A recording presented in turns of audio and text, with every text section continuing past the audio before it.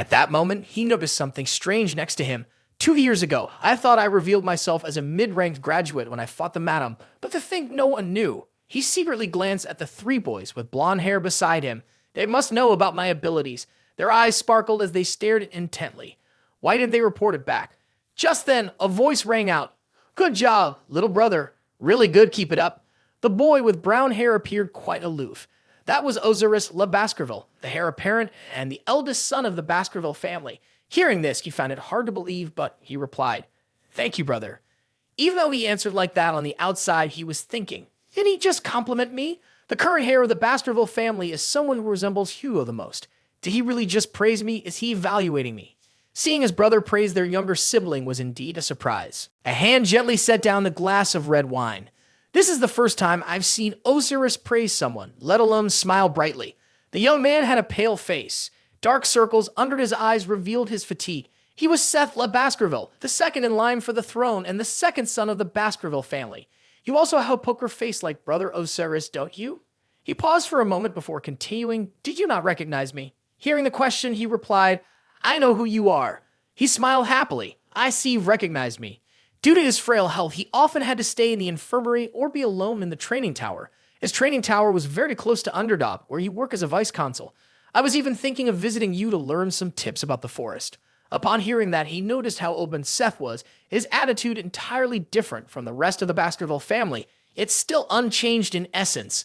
I had always been by his side during that tumultuous autumn, so generally, the two of us shared some memories together amidst the chaos of war. He was the only one who visited and comforted the fallen hunters. He even consoled the wanderers on the battlefield, even when they were soaked in blood like me. Even when I was unjustly accused, he continued to believe in me and stood by my side, accepting to protect me until the very end. At that moment, Seth smiled gently and said, I hope you'll take care of me, Viker. He was the only person I wanted to see at this party. But right now, he seemed quite reserved. His eyes lit up, filled with a rush of energy as a certain scent enveloped him. That disgusting stench had been lingering for a while, the kind of smell that only I, who had been there all autumn, truly recognized. Just 4 words, the smell of a demon. Among those gathered here, a demon was hiding. Where are you? Faces flashed through my mind. The 3 triplets, Highbrow, Middlebrow, Lowbrow, Le Baskerville, Seth, Great Dane, Boston Terrier, Hugo Le Baskerville, John Barrymore. The source of that vile smell came from one of these people. I closed my eyes to focus better, then opened them again, furrowing my brow. Looking to the side, I gently swayed the glass of red wine in my hand. Are you looking for something, Viker? At that moment, Seth Le Baskerville was surrounded by dark hands with long nails. Viker Van Baskerville glanced at his brother. He always talked to me to avoid making me uncomfortable. He also inquired about the servants who brought up the food. Before I returned here, he was just like that, yet he emanated a powerful magical aura. Seth turned to me and said, I have heard that before you disappeared, you served as the vice consul in Underdog City. I've also heard that the people there loved you, so much so that they protested for your reinstatement until I took over as consul. I hope we can work together. Hearing this, Viker simply looked at him without rushing to respond. Then he raised his glass. I hope so too. I'm really looking forward to the day we get to work together. When Seth saw him lift his glass towards him, a hint of joy flickered across his face. He then clinked his glass against Viker's. Cheers to that. At that moment, he didn't drink from the glass but stared at it intently. Sure enough, he couldn't see a reflection of himself in the glass. Next to Osiris, the empty chair had no one in it. Seth could be dead, and the demon could have taken over his hollow body. Should I say something regular? Now isn't the right time. He raised the glass to his lips while glancing at his brother Seth. If I do that, it will just come back to bite me, as proof must be provided. I need to gather more information first. Seth then asked where all the knights had gone. He was still bothered by the foul smell surrounding him. This disgusting odor was unbearable. When he was younger, he loved the Doberman Knights' uniforms because they looked so cool. As he spoke, Osiris interrupted, Seth, the party isn't over yet, and you're talking too much. Osiris shot Seth a warning glare. Don't interrupt our brother's party with your trivial chatter. Just finish your meal. After he finished speaking, he grabbed a napkin to wipe his mouth. Hearing that, Seth looked at him, unsure of what to say next, and could only manage to utter, brother. At that moment, Viker continued to observe and reflect. Thanks to him, I escaped that terrible stench. On the other side, Hugo spoke up and asked him, what did you think of the party? Viker looked at him and replied clearly and calmly, it was great. Hugo responded, good, I have a few things I want to discuss. Once we get back home, come to my office. Viker listened, paused for a moment, then replied, I understand. That evening, a pair of leather shoes appeared, taking slow and steady steps. Cold winds swept by, causing his hair to gently lift. As he walked, he thought the party lasted 5 hours. Eating with those people was hard to swallow. I've heard that the official recruitment letter for new students at the academy has been sent to the Baskerville home. Hugo probably wants me to enroll in the academy. At that moment, a surge of energy attacked him from behind. He sensed it and deduced it was the 6th sword technique of the Baskerville family. Should I strike back? No, I'm only allowed to show my mid-ranked graduator level. I shouldn't reveal a higher level. He remembered the 4th technique of the Baskerville family. The other abilities he possessed came from the blessings and spirit of the Styx River. Without waiting for him to fight back, a burst of power appeared in front of him, blocking the mysterious attack. At that moment, he stood frozen in place as a laugh echoed. Ha ha. The Boston Terrier stood on the roof of a building, chuckling. A stray dog is able to block my sword attack. My grandchild has truly grown up. As soon as he finished speaking, he gracefully jumped down and landed softly. Sure enough, I wasn't wrong, was I, Great Dane? From behind him, a voice replied, I never thought I'd have to draw my sword against my own family. You're nothing but a coward terror. Great Dane frowned at him. You might kill your own grandchild. That's no different from the barbarian tribes, is it? If Hugo, your brother, finds out, you'll be grounded for at least a few months. Upon hearing this, the Boston Terrier replied, Don't criticize the affection I have for my grandchild. I adjusted the attack so it wouldn't cause any harm. Mind your own business and let me handle the affairs of the Pitbull squad. Great Dane heard that and said, Pitbull, huh? Viker is a mastiff. Should we let our grandson join the government crew like the Pitbull? At that moment, while the 2 old men were arguing, the man over here had put his sword away. Both old men looked at each other, their eyes blazing. Terrier taunted Dane, saying, Just a little scratch on your back, and you'll be begging me for mercy. Dane laughed out loud, Ha ha, you must be so tough that you won't get a scratch. Maybe a cut on your belly. Terrier got furious and shouted, All right, whoever wins gets Viker. Hearing that, Dane drew his sword in response. I'll do anything for my precious grandson's future. He ignored the 2 old men, turned and walked away. These old guys are such a hassle. That sword strike earlier wasn't as strong as I thought. The 6th move of the Baskerville family was unleashed by the highest-ranked graduate, Accountant Authority. I'm also a highest-ranked graduate, but I've learned the 7th move. With the blessing of the Styx River and the magic sword Beelzebub, I can take down Account. No, I can defeat both of those guys. He smiled dangerously. At this moment, other footsteps could be heard. They stood in front of him, blocking his way. He looked at them with suspicion. Is it your turn now? The triplet brothers of the Baskerville family? All of them stared at him, gripping the hilts of their swords, drawing them out. The moonlight reflected off the blades, causing them to gleam brightly. His eyes lit up at that moment, fingers curling. I think the power between me and them is different now. Of course, there's no other option. I have to kill these hunting dogs who don't know their place. He was ready to fight them. But what he didn't expect was that instead of attacking, all 3 of them knelt down on one knee, with the tips of their swords resting on their feet. This series of actions left him confused and speechless. Then, as if realizing something, he thought, is that a pledge? Fixing the sword in place, piercing it through the top of their feet. That position means they want to entrust their lives to someone else. What are you doing? At that moment, Highborough Baskerville spoke first. I want to repay you with my life. Midborough and Lowborough then chimed in. Midborough said, Me too. They took turns sharing things you've done. Lowborough looked at him with serious eyes and added, I recognized you when you hunted down Cerberus. Lowborough spoke again, and I was really surprised when you killed the troll. Finally, Midborough said, The day you faced the giant monster in the forest, we were completely in awe and looked up to you. The day we managed to escape with our lives, the 3 of us decided. From this day on, we will become the 3 spears of Viker Van Baskerville. Please accept us as your servants. We, your hunting dogs, will serve you for life. Hearing this, he was astonished, his eyes wide open and pupils dilated. Just before rewinding, these thugs had captured him while he was trying to run away. They were considered Hugo's 3 spears, and he knew they were just hunting dogs following orders. Yet, because of that, he couldn't shake the feeling that lingered within him. He decided to ignore their oath and step past them. Lowborough felt a bit melancholic seeing him walk away. Suddenly, he said, No need for that. The others were taken aback. I'm a bit tired, so let's postpone this.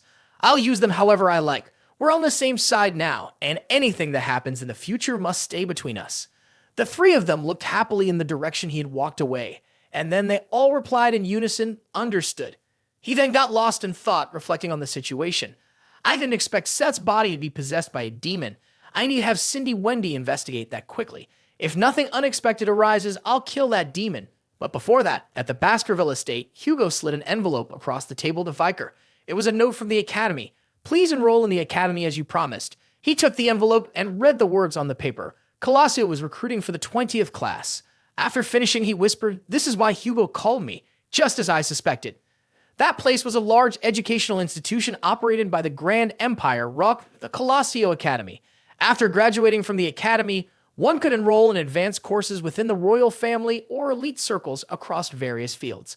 Before the rewind, he had attended the academy as an attendant to the trio.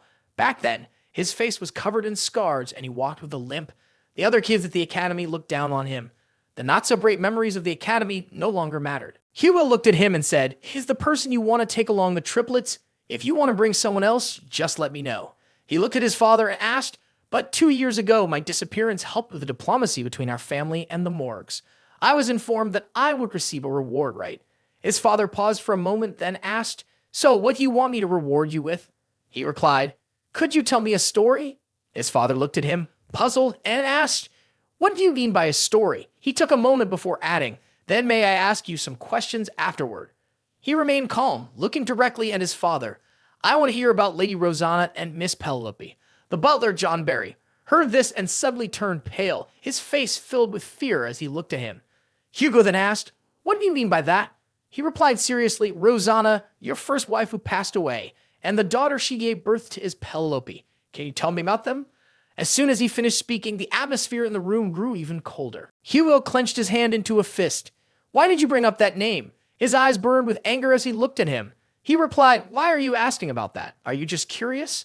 He placed his hand on his chest and calmly answered, "Once the head of the family gives approval, I will reveal the reason. I assure you it's not just curiosity. Please trust me," his father said. "Fine."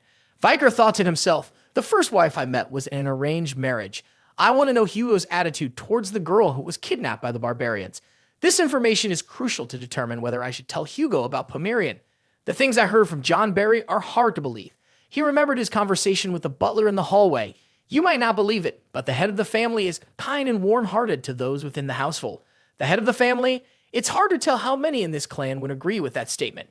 He loved his first wife, Rosanna, very much.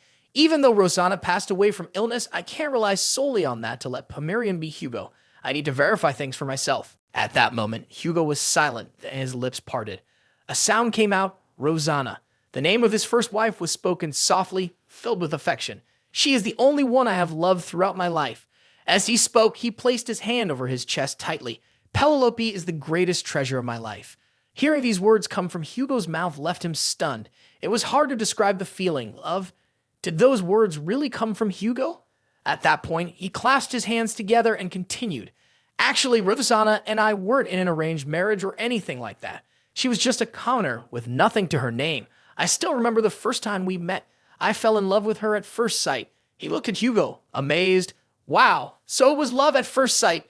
Of course, our love faced countless challenges. She tried to avoid me because of her background, while I left everything behind to follow her. I gave up everything for her, not just my body, but my soul as well." At that moment, he felt he didn't want to stand there listening to his father's love story, so he spoke up. "Thank you for your answer, father." And so the next part of the story unfolded. He was about to say something when Hugo's voice interrupted him. "However, our love was once again thwarted. They formed a surveillance team on Baskerville Street to catch people like us who tried to escape. I fought with all my might to protect her. The path we traveled was filled with obstacles, and no one wished us well. Of course, there were times we thought about giving up, but in the end we chose to focus solely on our love for each other, no matter how harsh fate would be." At that moment, the butler beside him was also wiping away tears, quickly taking off his glasses to dry his eyes. "We went ahead with our wedding despite our parents' objections. As a result, Penelope was born a beloved wife and daughter. I wanted to do everything to protect the rare happiness I had found. But after giving birth, Rosanna's health rapidly declined. In the end, she passed away, leaving little Penelope behind. Fortunately, Penelope grew up to be an intelligent and cheerful child. She inherited my strength of spirit and her mother's kind heart, so everyone loved her. Yes, I was very proud of how well Penelope was doing, but suddenly Hugo became furious. Power radiated from his hands as he thought about the incident. Penelope had just gone out for a walk when the Rococo tribe kidnapped her. How could those barbarians have advanced so deep into the territory of House Baskerville? Why didn't they take Penelope? It didn't make any sense.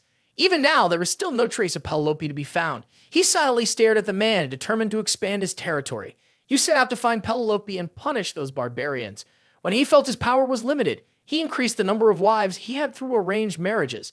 Hugo had fathered children who shared his military talent. After all those years, a strong family had emerged, one that none could surpass even at the borders, the Crimson Iron Blade family, Baskerville. A cold-hearted individual focused solely on the glory of the Empire and the revival of his family, yet behind that determination was the pain of losing loved ones. He dismissed all excuses, saying, "So what? No evil person lacks a backstory. All that remains are their cruel actions. You're no different from those who thoughtlessly keep having sons and sending them off to war. However, I do understand how important Rosanna and Penelope are to you." At this point, Hugo finished telling his story and said, "Now, explain the reason behind this." He fumbled in his pocket, then pulled out a gold object and placed it on the table, saying, "Father, take a look at this." His father was so shocked he stammered, This is the pendant I made for Rosanna." He picked it up and examined it closely before handing it to Penelope. He opened the pendant's clasp and stared in disbelief. Hugo then asked, "So, what will you do if Penelope has a descendant?" He turned to leave, leaving behind a question that stunned both older individuals. "What?" Hugo exclaimed in surprise, "The daughter of Penelope. In other words, you have a grandmother?" At that moment, the small door creaked open and a little foot appeared from behind it. A cheerful voice rang out, "Uncle." The sound made Hugo's heart race. It was a child from before, but she had lied to her father. The girl clutched his leg, eyeing him warily. "Actually, I met it in the land of Rococo when I was in the forest. It said the person who gave the necklace is its mother." Upon hearing this, Hugo immediately asked the girl, "Is Penelope your mother?" The girl, frightened, looked toward him. Its hand tightened around the pendant, trembling. His gaze turned menacing as he looked at the man. "You should shake off your arrogance. The thing you hate the most is precisely what I desire to see the most." Hugo pushed his chair back and slowly stood up. "Can you remain calm in front of a child of Penelope?" At that point, Hugo stood before him and the girl. Discovered in the territory of the Rococo, the girl looked at him in fear, her eyes widening. "You mean she is the child born of Penelope and those barbarians?" "Yes, that's right." He looked at the man and thought, "That's right. Go ahead and struggle in your anger and despair." As the man began to crumble, Hugo's trembling hand reached out towards the little girl. It was also the moment my revenge started.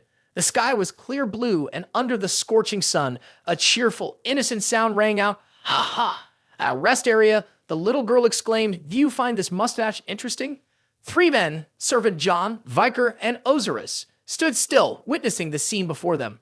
The little girl reached up and grabbed Hugo's mustache. He happily replied, "Isn't it fun to stroke them?" The little girl giggled and said, "Your mustache is so dirty." "Grandpa, huh? Did you just call me Grandpa?" At this moment, Osiris, standing next to Viker, spoke up, "I may not have been around long, but this is probably the best moment I've ever seen." Serpent John added, "I've been around for quite a while too, and I agree." "Sir." At this moment, he felt increasingly confused. What's going on here? Is this really Hugo, the person I thought I knew? The image of Hugo he had in his mind shattered, crumbling into pieces. Hugo was now holding his granddaughter, covering his face as he said, "Grandpa, is that you?" Tears streamed down his cheeks. "So I get to be called Grandpa someday." He looked at him in disbelief, asking, "What's wrong with you? Why are you showing that kind of expression?" Hugo Le Baskerville, ruining back to when he was 15 at the Baskerville house, memories flooded back to that day. A thought flickered in his mind. I should assassinate Hugo, but ultimately, it didn't happen. Those who reached the level of a swordsman had strong, unwavering minds, so he couldn't find any weakness in Hugo, not even in his everyday life. Many years after giving up on the idea of killing Hugo, he met Pomerian. The little girl clutched his pant leg and said, "Uncle, can I come with you?" She was the daughter of Penelope, the woman Hugo adored deeply. When Pomerian appeared, his emotions would surely spiral out of control. Even the heart of a battle-hardened swordsman would be shaken. Viker continued, "And I, a finely honed swordsman, have even managed to overcome the poison from Madam and Beelzebub. As time goes by, the chances of a successful assassination have gradually increased. With that thought in mind, I have planned to assassinate Hugo today. But why is Hugo smiling so brightly, looking so happy? Why? That leaves me feeling confused." That night, he asked, "Is this child really the daughter of Penelope?" Penelope was the name of her mother. His hand reaching out paused. His eyes narrowed as he listened to her speak. Ma always talked about her dad. Look, the necklace that Dad gave back. The little girl hesitated, pulling her tiny hand away from his. "I remember now. Are you my grandpa?" The image of Penelope appeared and she happily called out, "Dad." At that moment, Hugo didn't move. But after a few seconds, he clenched his teeth and trembled as he called out, "Penelope." Tears flowed from him like a river, and he sank to his knees, crying loudly, "You who?" At that moment in the vacation lodge, the butler turned to him and said, "Thank you, Guild Master. I never thought he could smile so brightly. Pomerian, do you like candy?" he asked. With that, he produced 4 sticks of candy, each shaped differently and looking very cute. Pomerian's eyes widened in surprise as he asked the butler, "Candy? It was a scene I couldn't even imagine, like a dream. It was all thanks to you." Thanks to me, he recalled each face, each expression of happiness he had seen. "I don't know." His hand clenched tightly, trembling, then relaxed. Hugo, right in front of him, was once the perfect Hugo, wasn't he? Why did he feel so helpless? That night, in his bedroom, he allowed himself to relax, staring at the ceiling and reflecting. The Hugo from his memories came back to him. Back then, he had been imprisoned in a dungeon, crying out, "I'm innocent. Why won't you listen to me? Are you trying to pin all the blame on me for what has happened?" He looked at him and replied, "I don't want to hear anything from a criminal." Then Hugo continued, "Not only did you collude with the demons, but you also kidnapped the children to offer them as sacrifices." At that moment, feeling powerless, he screamed, "Chief, I have never done any such thing." A sword slashed through the air and blood sprayed everywhere. He quickly covered his mouth with his hand. Hugo then said, "Don't use that venomous mouth of yours to speak to me. You're nothing but trash." His face was twisted in disgust and contempt. He was the one who had accused him of every crime and had killed him. But why was he hesitating to strike back now? Just then, a voice echoed, "Why are you so tired? You're just lounging around while sending others to do your dirty work." Cindy Wendy appeared by the window, looking annoyed as she questioned him. He stared at her in surprise. "Why are you here?" he asked. Cindy Wendy replied, "I came to deliver what you asked me to investigate, Seth Baskerville." She slammed the stack of documents against his face. Sitting down on the bed beside him, she asked, "Why are you lying there like that? Is the world about to end?" "Even though I was busy, I still had to come in to report, so I'll make this quick. As you requested, I've been investigating Seth Baskerville for the past few days. It seems he's been funding some orphanages under a fake name. As the sponsor, he's in charge of placing the children for adoption, and the identities of the adoptive parents are erased. There's also no information available about where the adopted children are living, so if he's the monster you say he is, then this is a serious issue. If this monster is kidnapping children, it's clearly for sacrifices or to eat them. Seth might also be connected to the missing children in Underdog." He held the document in his hands, reading each piece of information carefully. He gripped the paper tightly, realizing he had overlooked that detail. So that means he's truly a demon now. And before the rewind, the Seth I was serving was also a demon. The one who framed me and tricked Hugo into killing me must surely be. The image shows him locked up in a prison cell. A man appears and calls out to him, "Poor Viker, your father wants you to take the blame for all the crimes committed against the Baskerville family. I think he plans to have you executed. It's a shame, but I can't help you." The face hidden behind the hand grins with delight at seeing the one in trouble. He clenches his jaw in anger and says, "No way." At that moment, 2 feet shuffle closer and a voice announces, "Hey, sponsor, where are we going?" "This is the house where you'll live." The boy, hearing the man, looks at him with fear. "Huh?"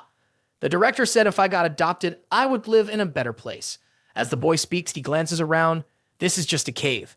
Seth's face looks quite strange as he responds to the boy, "Oh, there must be a mistake." Suddenly, the man bursts out laughing, and his face reveals several cuts. "Of course, this cave isn't your home. It's where you'll be buried." The boy, witnessing the scene before him, gasps in horror, "What?" A giant pair of eyes appears. These eyes are surrounded by layers of flesh and spiky tentacles. They widen and loom over the boy. The boy was so scared that tears welled in his eyes as he stammered, "Mom, Mom." The shadow of the monster loomed over him, consuming the boy until all that was left were his long legs stained with red liquid. It grinned menacingly, saying, "After all, children's flesh is the tastiest. How could I possibly give that up?" Seth Baskerville had been replaced by the 10th most powerful demon, Andromalius. Inside a dark, cold cave filled with stalactites, a dim light flickered as a figure sat on a chilly chair. He held a glass filled with a red liquid and remarked, "Still not enough. No matter how many times I check, the supply always seems too low. Should I raise them in groups like livestock?" This man was no longer Seth Baskerville, but the 10th most powerful demon, Andromalius. He glanced at a black-feathered bird with 3 pairs of eyes and asked, "What do you think, 8th demon?" The 8th demon replied, "But I disagree. If we make ourselves larger, people will more easily detect our existence." Then the 10 most powerful demons continued, "Moreover, we usually hunt smaller prey. The Baskerville dogs have a keen sense of smell, so we need to be careful not to let them catch our scent." Andromalius responded, "Nonsense, you don't need to worry. I've created a barrier so that no one can enter the lair. This will increase our magic power and help us open the portal quickly. From now on, I'll need to absorb blood for another 12.5 years, but we mustn't raise any suspicion among humans." After a moment of silence, the eighth demon asked, "Is there anything unusual happening at the Baskerville home lately?" Andromalius answered, "No, everything is fine on this side. You should keep an eye on the Moore girl." Upon hearing this, the eighth demon was pleased, saying, "Good, we have the 10 most powerful demons, the ones who will open the portal to connect the human world with the demon realm. Our sole goal is to usher in an era of destruction. Everything we do serves the interests of the 10 most powerful demons and the annihilation of humanity." At that moment, the eighth demon vanished, leaving behind a trail of liquid. Andromalius looked at the black liquid and said, "There's something unusual about the Baskerville family. Hugo can't be naive enough to believe that he has a granddaughter. To weaken the Baskerville line and not hinder our plans, Hugo should remain cold-hearted. The Baskerville children need to be eliminated just like every other child. If we take out one child, it won't be a problem, and it definitely won't derail our original plan. Right now, things seem to be getting out of hand. Is it all because of that Viker Van Baskerville? He's really strong. Even getting bitten by a venomous snake didn't stop him. I thought there would be good news when he disappeared into the woods, but he returned alive and brought Hugo's granddaughter with him. He bit down hard on his finger. I've tried my hardest to eliminate Hugo, and yet, better to get rid of this source of trouble." At that moment, on the hallway, the sound of shoes clacking sharply against the floor echoed. Hugo and Viker were walking together. Both were silent, not saying a word. Viker thought to himself, he called for me, but it's been 5 minutes of walking. Why did Hugo summon me? He glanced over but saw no sign of defense in Hugo's posture. This is the only chance, he reminded himself. Now is the perfect opportunity to kill Hugo. He closed his eyes and thought to himself, I would have thought that before. But now, suddenly, a voice interrupted his thoughts. Actually, I know you hate me. He was shocked to hear that. Can you read my mind? I'm a terrible father, seeing my children as mere hunting dogs and always pushing them into danger. Deep down, I always thought my children would resent me. It must be incredibly hard for you. Having been a child who excelled at everything, I thought surely you must hate me. They both paused. All of this is just to seek revenge on the barbarians. Because of my childishness, I have lived my whole life in anger. He was astonished. This can't be. Hugo sounds like he's blaming himself. Is he testing my loyalty? Then he heard words he never imagined he would hear. I'm sorry. He faced his son and said, thank you so much. I've heard from Pomerian that Penelope passed away peacefully. In her final days, my daughter was not unhappy at all. The heavy heart I've carried for so long is now lighter. It feels as if someone has saved me. I can see the image of our happy family of 3 together. I believe all of this is thanks to you bringing Pomerian back. He bowed his head and continued, if you need anything, just tell me. I want to reward you to express my gratitude, not as a reward for a hunting dog. A vague question started to form since I rewound. Make sure to do well on this midterm. Don't let yourself be defeated. Enough now. Continuing could be risky. We should stop here. We are almost there. A slip in battle is what leads to injury. Learn from that pain. I believe you won't do anything reckless. Son, isn't Hugo in front of me so different from the Hugo I used to know? Hugo, a cold-hearted guy, may no longer exist. That's the most remarkable thing since I rewound, but it also makes everything more difficult to decide. He continued to sink into thought, should I forgive Hugo? The man who had only thought about revenge for the past 17 years. Even though it was Seth who had set me up back then, not Hugo, he still chose not to believe me and try to kill me. Revenge or forgiveness? Which should I choose? Ending his thoughts, he said, first, Dad, please lift your head. We need to focus on what needs to be done. Can I say what I want now? His father replied, of course, go ahead. What you want is, well, I'll decide about Hugo later. Pomerian gently stroked the little girl's hair at the Baskerville home. Are you happy? The girl smiled and replied, yeah, I have Uncle Viker and you too. I forgot your name, didn't I? She held a hand to her mouth, thinking, She laughed and shouted his name, Uncle Seth. The nanny chimed in, Master Seth, you haven't registered for the training course yet. He replied, oh, I wanted to see my little niece before I joined the training. The master told me not to let anyone get too close to the young lady. He then said, all right, I'll keep my visit a secret. You'll keep my secret too, right? The girl answered, yes, I will. He grabbed a strand of the little girl's hair and said, your Pomeranian hair is beautiful. It really reminds me of Aunt Penelope. The nanny standing there was shocked and asked, what? Seth, have you met Penelope? As far as I remember, Penelope encountered trouble before you were even born. At that moment, he let out a soft oh. Behind him, a monster appeared. I remember my father was looking for the nanny. Wouldn't it be better for you to leave soon? The nanny was so horrified that she couldn't speak. Heek. Pomerian heard the sound and glanced back. Hick. She didn't see the nanny and asked, "Where did the nanny go?" He replied, "I think the nanny has something important to take care of." At that moment, the monster behind him began to fade away. He then asked, "Pomerian, do you like Grandpa Hugo?" The little girl laughed joyfully. "Yeah, he seems to really love Pomerian." Seth then smiled with a strange look and said, "You're like the embodiment of his love for his wife and the daughter he lost." His hand raised, revealing cracks between his fingers, and then his fangs emerged. At that moment, a voice called from behind him, "Seth, where is the caretaker? Why are you here?" Osiris stared intently at Seth. He ground his teeth and made its sk sound.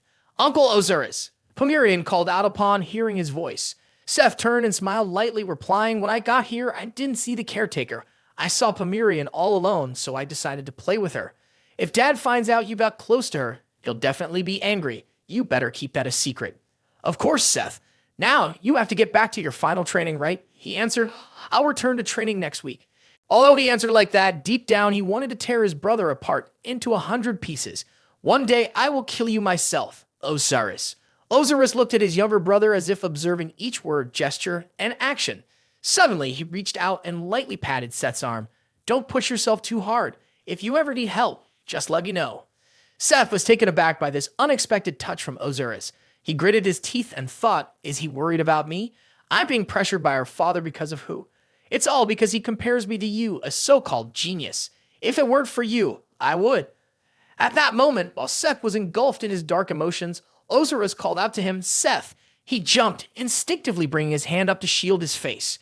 Ouch, memories flooded back into Seth's mind again. He felt uneasy and turned away, leaving behind the words, "Sorry since you're here, I'll be going now." Osiris watched Seth's retreating figure in silence. Then he let out a light sigh. "Phew." Pomerian noticed this and looked at him. "That was the first time I showed concern for my brother. As the eldest son of the family, I was taught to uphold the traits of the clan leader. My cold father raised me under those expectations. But that father was actually able to express his own emotions. The image of Hugo crying out of happiness played in Osiris's mind as he said, "I can't believe the day has come when I get to be a grandfather. Is it so wrong to show what's inside?" He placed his hand on the little girl's head. "Thank you. It's all thanks to you for coming into the Baskerville family." At that moment in the cold cave, a heavy foot slammed down on the ground. At that time, the being who had been possessed by Andromalius, the 10th demon, was angrily biting his finger. How annoying! From that day on, Hugo never left Pomerian's side, which made it impossible for him to get rid of that foolish niece Pomerian. This was his only chance. Yet now he found himself changing, becoming uglier. His white eyes had turned black. If only that Dan Osiris hadn't interfered. He growled softly in anger, and until the gate opens, there's still plenty of time. Do I really need to rush? As Hugo's connection with his Pomeranian niece deepened, killing her would be even more effective. How could he strike when the opportunity arises? Should he poison her like Rosanna, making it look like she died from illness? Or perhaps he could have some barbarians kidnap her like they did with Penelope. He laughed cruelly. Pomerian needs to be killed in a more brutal way. While he was lost in his own twisted joy, outside the cave, a familiar figure stood at the entrance. In his left hand, he held a long sword. It was none other than Viker. He swung his arm, cutting a line through the air. The shield protecting the cave opened a small crack, leaving the man inside staring in shock at the entrance. Is there a crack in the barrier? He immediately jumped to his feet. Did someone come through that crack? Who the hell is it? At that moment, from the cave's entrance, a figure appeared with a chain around his neck. Viker stared at him and said, "As promised, I'm here to visit you, Seth." He looked shocked and replied, "Viker van Baskerville, how is this possible? I followed you the whole way, but you didn't notice because you were lost in thought." He raised his hand, revealing a long mark on it. The second position, Silent Heel Mashushu, a plus. Seeing him, Seth whispered to himself, "A mid-ranked graduator can create a crack in my barrier." He gritted his teeth, thinking, more importantly, if he's following me, does that mean he already knows my true identity? I must have dropped by too suddenly. Did I disturb you? Viker answered while scanning the cave, "What are you doing in such a dreadful place? It seems you are the monster behind the disappearances of children in Underdog, aren't you?" Hearing this, a smile slowly crept onto Seth's face, revealing his bright white teeth. Then he let out a creepy laugh, his whole body exuding a foul stench as he said, "Oh, so you know everything now. How did you find out? Viker van Baskerville, it seems you no longer want to hide your true identity, huh? You devil." At that moment, a powerful force surrounded him. He stepped closer and replied, "No need for that, because there's no one else here. It doesn't matter how you managed to come here empty-handed." He placed his hand on his sword, saying, "But as long as I take care of you, that should settle things, right?" He laughed ominously, saying, "This sword will help me." A surge of power enveloped the sword as he swung it, creating a long arc. His face lit up with excitement while he stood there dazed. But in reality, he was right in front of him, asking, "Why are you laughing?" At that moment, he seemed to snap back to reality at the question. His mouth fell open in shock. The arm holding the sword was now nowhere to be seen. Only a pool of blood remained. Pain suddenly washed over him, and he screamed. He dropped to his knees, cradling his severed arm. When did he get a weapon? It feels as if my soul has been ripped from my body. He trembled, clutching his other arm as he thought, "Don't tell me that weapon is." Just as the thought crossed his mind, he shouted, "Beelzebub, the sword of gluttony. How do you have the relic of the Grand King of Flies, the holy constellation of the ancient devil? Of course, demons know its origin, Seth." At this point, he sensed something off and stopped. "You're not saying that one of the 10 most powerful demons came to the human world to open the gate to the demon realm? You are one of the 10 most powerful demons, aren't you?" Hearing this, he screamed, "What? How do you know about that?" Realization began to dawn on him, his eyes widening in disbelief. Then, panicking, he exclaimed, "What? Why can a young person like you recognize the smell of our blood? Have you ever been to hell?" In a past life, he was the one who had set a trap for me, and that wasn't enough. He even tricked me into thinking he was my benefactor. In the end, he was the one who dealt with me. Wake up, demon. He was so anxious that he broke into a sweat. At that moment, he transformed into a different person, his body surrounded by a strange source of power. "Don't dream. I'll make sure you leave comfortably."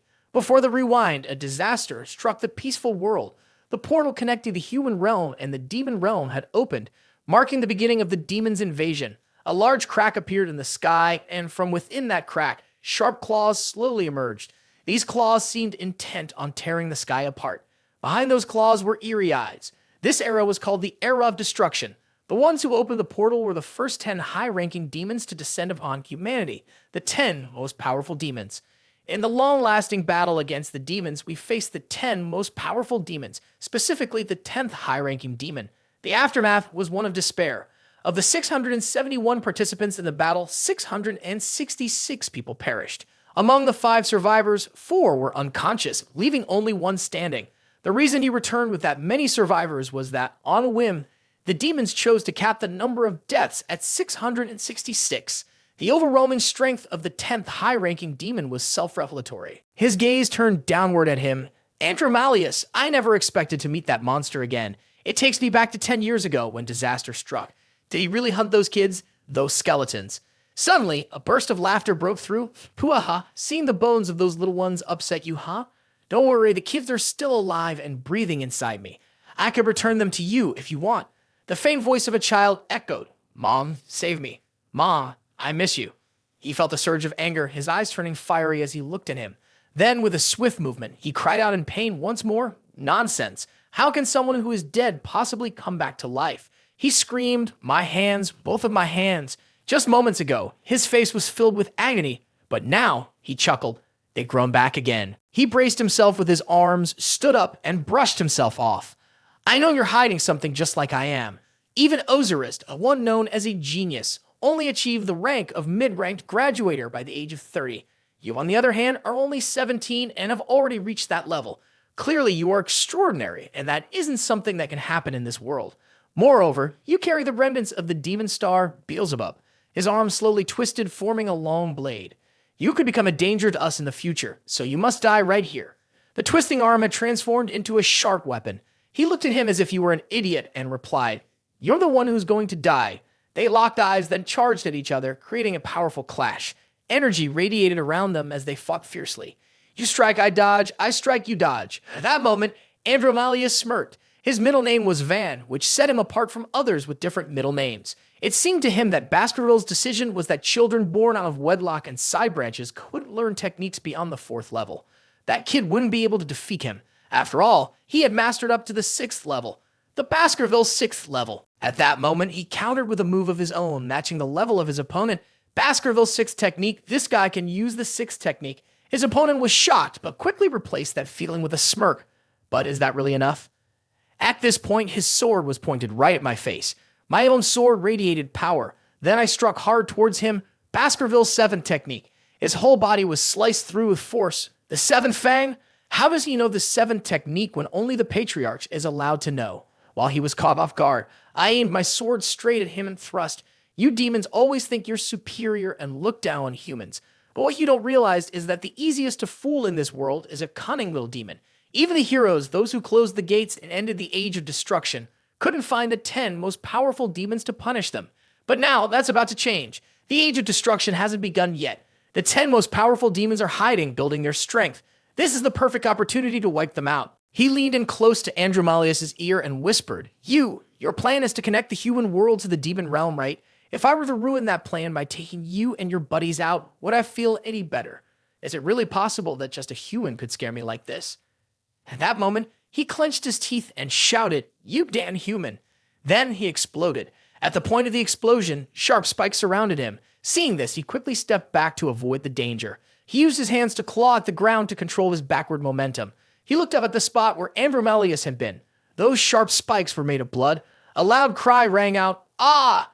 The sharp spikes from the blood began to transform. Who would have thought that one day I, Andromalius, would reveal my true form to a human? He quietly watched him. At that moment, he had transformed to show his true self. I have appeared. All right, I admit your power is somewhat astonishing, but just wait and see what I can do. Around him, snake heads began to appear. Then those snakes lunged at him, bearing their sharp fangs. To keep them from getting too close, he slashed through each one, severing their bodies. Meanwhile, Andromalius watched with delight and said, "You can slice as much as you want." He dodged the snakes with flips and quick cuts. Suddenly, a snake appeared behind him, biting down hard on his shoulder, catching him off guard. He swiftly turned and swung his weapon, sending the creature flying. At that moment, Andromalius seemed to achieve his goal, grinning broadly to reveal his sharp white teeth, his eyes glinting with satisfaction. "Is this what you meant by enough? Just a wound like this?" Then a mouth formed on Andromalius' palm as he shouted, "Endless blood absorption." Blood rushed out of his body and flowed into his hand rapidly and forcefully. He laughed in delight, boasting, "My power is controlling blood. As long as my opponent is a living being, my ability is unbeatable. I will drain all your blood until you wither away. Viker van Baskerville." At that moment, his hand was violently sucking the blood from him. He said, "Endless blood absorption. This power makes me a kind of immortal demon. As long as there's a wounded creature nearby, my strength is limitless." He looked at his own blood being drawn out and smirked slightly. "Fuff, what are you laughing at? It's really quite funny." He lifted his hand to cover his mouth. It's funny how people can find something they like, even when they don't know what it is. Suddenly, his body shook violently and blood erupted from him. This was no ordinary blood. He collapsed in pain. "Should I show you something interesting?" With that, he placed a sword on his other arm and made a small cut.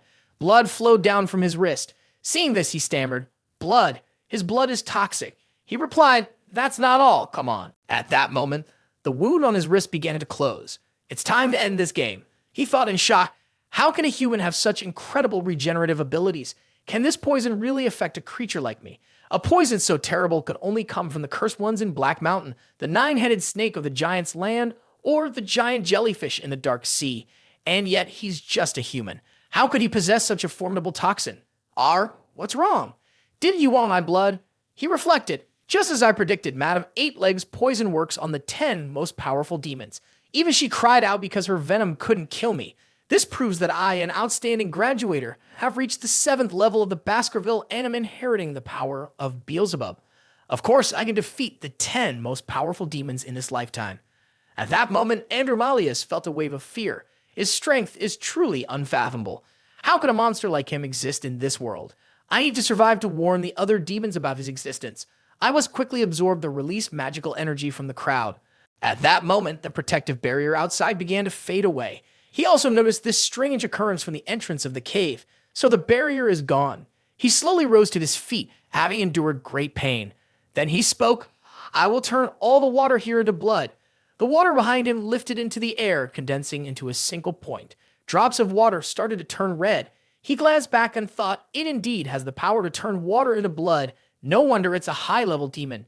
To stop him from achieving his goal, he cut his wrist and let his blood flow into the lake. He looked at him and said, "Even so, you won't be able to absorb this blood." The demon laughed with delight, saying, "If you think pouring your blood in there will stop me, it's pointless. My goal isn't to absorb that blood." He remained silent, watching him. At that moment, the demon placed a hand on his forehead and called out, "Awaken my blood knights." As soon as he finished speaking, the bubbles of water fell to the ground, forming a circle. Then, from beneath the ground, monsters made of water and blood began to emerge. They all emerged from the lake and the ground surrounding him. These blood knights can mimic the 6th technique of Baskerville that I have learned. No matter how excellent your 7th technique is, you can't contend against all the 6 techniques at once. I'll kill you first, then move on to those you love. Now, regret having gone against the 10 most powerful demons.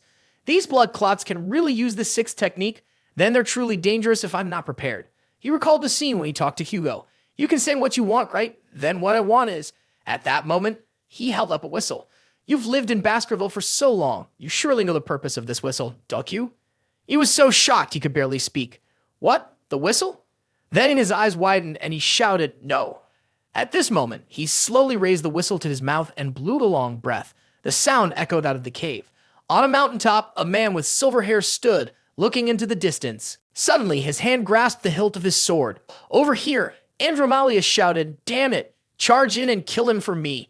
At this moment, he stood there reading out loud, with the inherent strength and the power granted to a Baskerville knight. This whistle, a slash cut through the rocks, allows me to harness the full power of the Baskerville clan.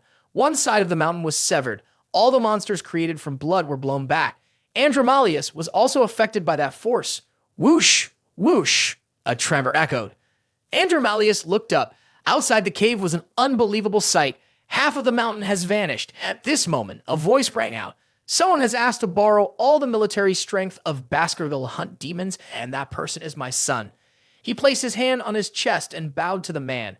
Andromalius gazed at the people appearing above, astonished. Hugo let Baskerville has also brought forces here. Moreover, the leader of the army is his eldest son, Oris.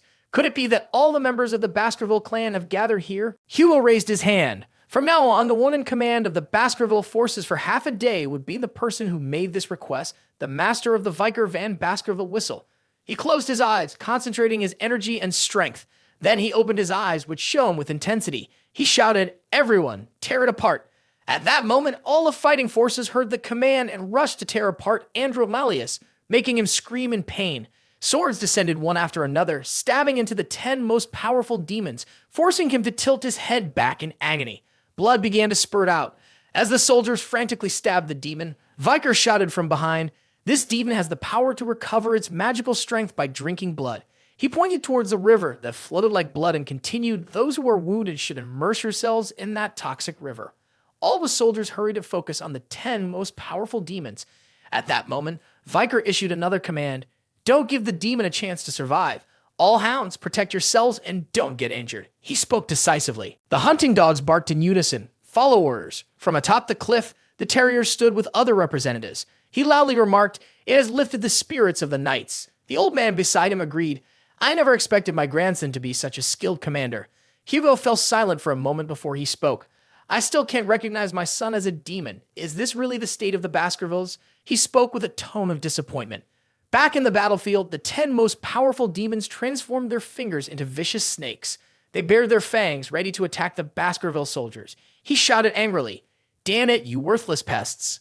But the snake heads were undeterred by the army. They showed no mercy and immediately chopped off all the snakes. The swords pierced the body of the 10 most powerful demons once more. After a struggle, the Baskerville forces finally reached the host. The 10 most powerful demons were pierced by multiple swords, creating a gruesome scene. He couldn't hide his frustration and muttered to himself, damn it, they clearly know my abilities, yet they still won't back down. Is this what the Baskerville hunting dogs are? Their strength is truly beyond my expectations. Although I have healing skills, if this continues, I'll just waste more of my magic. I need to find another way. Thinking for a moment, the 10 most powerful demons immediately shifted his gaze. This time his target was Viker, in front of all humanity. He spoke up to negotiate. Let's talk this over. The hunters had controlled the 10 most powerful demons by giving him a demon, and he started to bargain. If you let me survive this, I'll leave Seth's body immediately. Surely you don't want to abandon the second child of your family. But then Viker responded. His brother emanated a heavy aura of menace as he spoke in a warning tone. Do you really think Baskerville will agree to such a deal? Feeling helpless, he clenched his teeth and thought, I knew this wouldn't work on him, but he's not the only one here. Continuing, the 10 most powerful demons called out loudly, Osiris. Osiris was standing on a cliff, looking down with a vacant stare. 10 most powerful demons pressed on, trying to persuade. What about you? Do you really want to let your brother, who has always treated you so well, die like this? Meanwhile, Androvalius was reasoning in his mind. If I'm not mistaken, Osiris is the one with the softest heart in Baskerville. Images of Osiris worrying about Seth began to form in his imagination. At that moment, he had gently advised, "Don't push yourself too hard. If you need anything, just call me." 10 most powerful demons envisioned a plan. If he could strike at that emotional core, he might just save himself. With this strategy in mind, he continued to tempt. "This is your last chance to save your brother." Osiris fell silent for a moment, then he agreed to jump down the cliff to face the demon directly. Osiris slowly approached 10 most powerful demons. Viker noticed and warned, "Don't be fooled. That demon is lying to you." But Osiris maintained a dark look. Moving closer to him, he stepped forward and stood right in front of the demon. At some point, he had bowed his head submissively. Osiris spoke up with confusion. "If Seth's soul is still around, can I meet it?" Osiris felt trapped, and Andromalius below wore a wicked smile. He immediately looked up, his face transformed to resemble Seth. He spoke with a pained voice, "Brother, it's me. I'm still alive." At that moment, Seth's face was wet with tears. Andromalius continued his deceit, saying, "I'm sorry for selling my soul to the devil. Those days when I was compared to you and judged by Father were so hard for me because I was so weak." Osiris's expression darkened. The most powerful demon continued, "I truly regret selling my soul. I've caused so much chaos by now. Please give me a chance to make amends." As soon as he finished speaking, Osiris's sword flashed across him. Yes, the brother had severed the head of the most powerful demon without mercy. Osiris felt a twinge of sorrow as he called out to Seth. The head of the most powerful demon, still resembling Seth, rolled away. Osiris then said, "I never thought it would come to this. I feel very heartbroken too." At that moment, Seth's eyes widened in shock, his mouth bleeding, pooling with blood. Osiris then sheathed his sword without a hint of sadness. Viker, standing nearby, had witnessed everything. He gently said, "You don't need to blame yourself. Seth's soul is gone. Those were just the words and actions of the demon." Osiris frowned and replied, "It's your fault for giving the demon a chance to approach Seth. If only you had cared more about him back then." At that moment, Osiris envisioned himself holding hands with his beloved younger brother Seth. But then Osiris looked at the pile of bones and seriously returned to the matter at hand. Now is not the time to mourn the death and mistakes of our own. The children are the future of the Baskerville domain. It's tragic. They've lost their lives far too soon. I feel so ashamed, as the eldest son of the family, that it took me so long to uncover this horror. I've been played for a fool by these demons without realizing it. Suddenly, one of the hunting dogs exclaimed in surprise as he looked up at the sky. "Ah, is that its head? Its head is flying away to escape." Hearing this, both Osiris and Viker turned their heads upward. Andromalius's head had sprouted wings and quickly flew into the sky. He looked back at the Baskerville group below and laughed mockingly. "Ha, ha, ha, ha, you stupid hunting dogs." He continued boasting, "The opening of the gate has been delayed because I've lost my power, but the other demons will take care of it. Just wait until I recover. I will come back and kill you all. Just wait, ha ha ha." His laughter echoed throughout the space. Viker gritted his teeth, thinking, "Shit, at that height, I can't attack him." Suddenly, Hugo spoke up. "I taught you that as a swordsman, you should never reveal your weaknesses, my son." He looked sternly at Andromalius, his eyes sharp. The demon quickly became distracted. When he saw Hugo resting his hand on this sword, he silently wondered, "What is this feeling? I'm certain Seth's spirit is completely dead. Why do I still feel fear like Seth is afraid of Hugo? Could this be the fear of standing before someone incredibly powerful?" Hugo tightly gripped the hilt of his sword, and everyone around him held their breath, relying on his abilities. He swung his sword through the air. Although Hugo had struck, he seemed to have no effect on the 10 most powerful demons.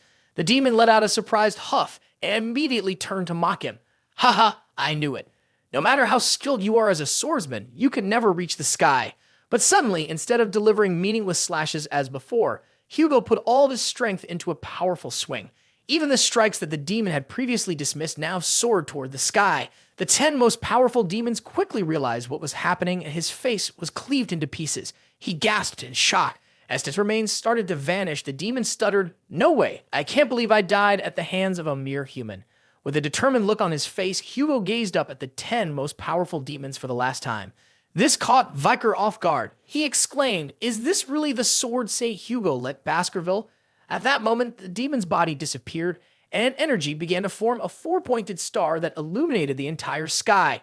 Hugo stood below, looking up in awe. Viker stood there in disbelief, questioning, is this really the power contained in the sword of a swordsman? The energy from the sword technique radiated everywhere, illuminating the sky with a brilliant green light.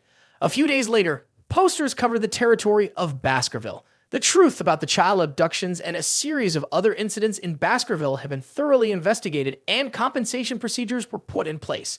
The whole town gathered around the community bulletin board.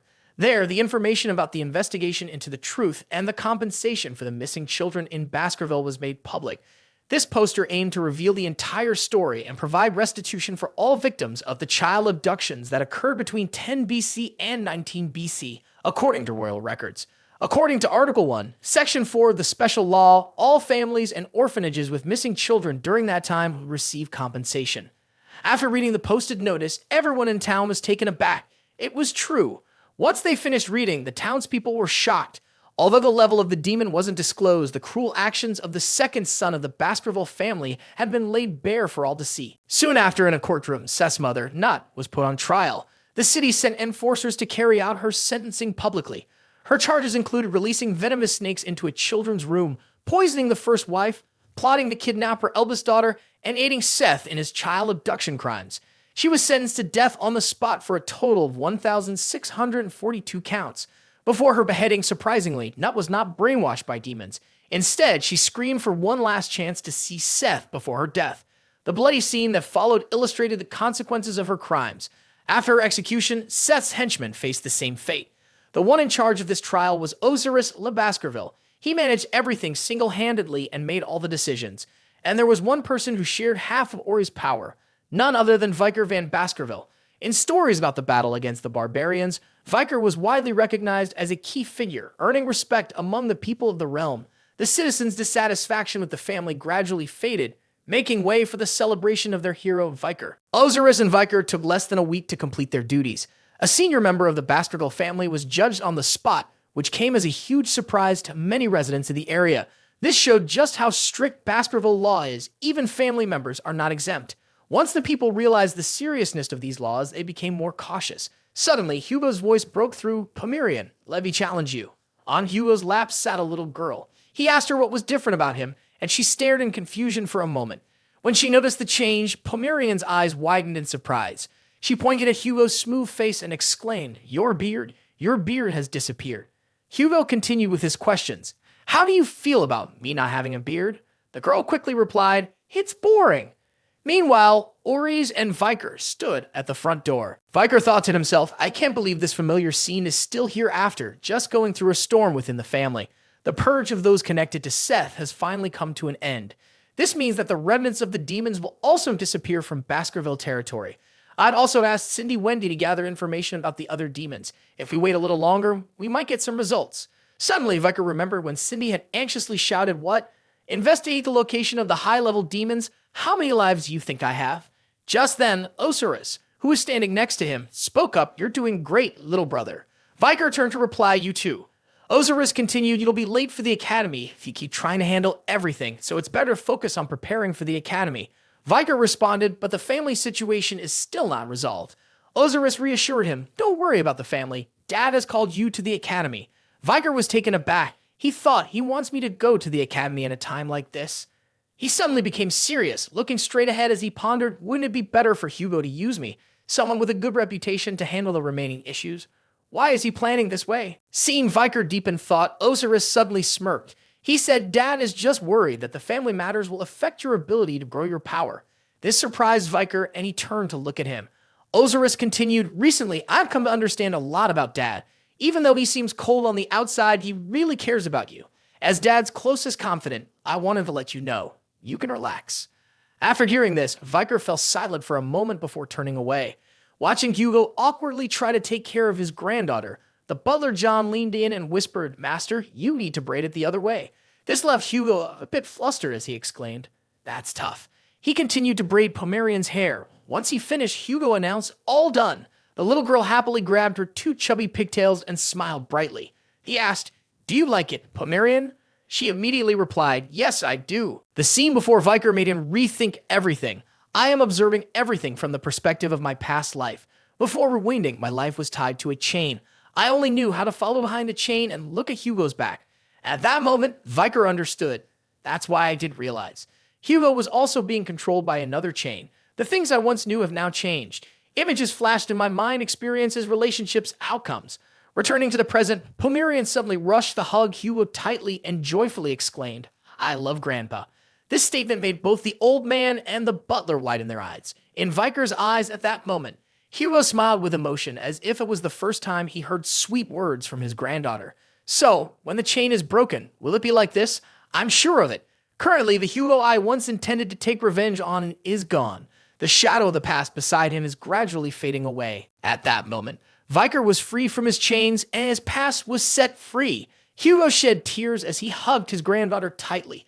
The butler, John, was also moved, adjusting his glasses to wipe away his tears. Osiris watched and a smile crept onto his face. Viker's past had now faded away and he felt a sense of satisfaction. He replied to Osiris, "Brother, I will go to the academy." He nodded in agreement, saying, "Good, that's the right decision." Viker still felt the weight of his chains. Suddenly he turned, grasping the chain tightly. I'm still not free, he thought, tightening his grip. It felt like some force was holding the other end of the chain. It was the hand of the Dark Lord. Viker wrapped the chain tightly around his arm, a defiant look on his face. He whispered, "Because my true quest for revenge begins here." At night in the town, beneath the clock tower, the atmosphere was silent. In the stillness of the late hour, strange noises suddenly erupted from inside the tower. A monster with numerous large hands smashed through the clock tower, just to chase after the hunter, none other than Viker. They landed in an empty courtyard. The monster, furious, shouted, "Damn it, who are you?" Viker adjusted his coat while the demon stood there. "How do you know I made a pact with the devil?" Then the demon, in a frenzy, charged forward, yelling, "You little punk." Viker quickly summoned Gluttony Beelzebub on the back of his hand. "Who am I?" Viker repeated the monster's question.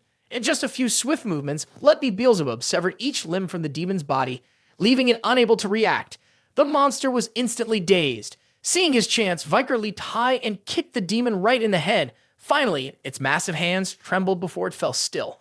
Viker walked away, standing under the moonlight. He declared himself Night Hound.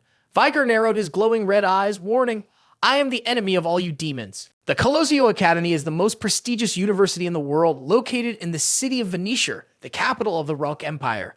Every year, a throng of students gathers at the start of the new school year. On the first day, clubs are busy recruiting new members with enticing invitations. "Come here, everyone, join our meditation club." "Freshmen, could you take a moment to fill out this survey? You'll need to provide your fingerprint and a seal to complete your application." Although upperclassmen sweat to recruit freshmen into their clubs, they happily say to each other, "This year's recruitment efforts are tougher than last year's." This is because the quality of this year's freshmen in both the Fire Corps and the Ice Corps is seriously impressive. The Academy has two main divisions, the Ice Corps, which specializes in cold weapons like swords, bows, and spears, and the Fire Corps, which focuses on magic. During their 4 years at the Academy, students not only learn specialized knowledge in these two fields, but also receive general education across various subjects. The upperclassmen were closely studying the list of new recruits, discussing among themselves, "These are the standout newcomers of the year." Tutor comes from the Domquixo family, famous for their swordsmanship. But Anga hails from the Usher family, known for their archery skills. Both topped the practical exam for the Ice Corps and are among the most sought-after talents. Next up is the trio from the Baskerville family, known as the Ironblood Swordsmen, who placed 3rd, 4th, and 5th. No need to say more about the Baskervilles.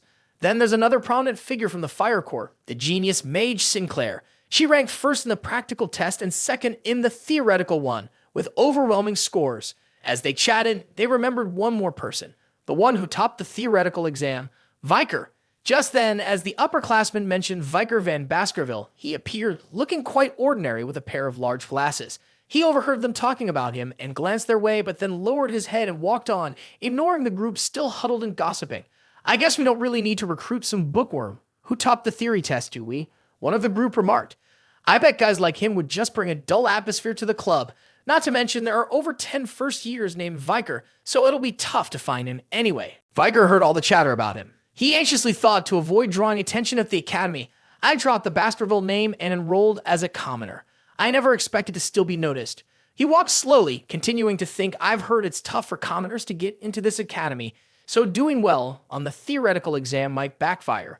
I need to do my best to avoid attention. That way, I can act more freely." Unbeknownst to Viker, a trio of triplets was quietly following him closely, determined to protect their master. Suddenly, a crowd grew lively. Viker stopped and turned to see the source of the new shout from the crowd. "Look at me, senior." In the midst of the excited crowd, a girl was clearly flustered as she was surrounded by a swarm of students. They screamed with excitement and admiration, "Senior, I'm your super fan. I love you so much. I came to this academy just to meet you.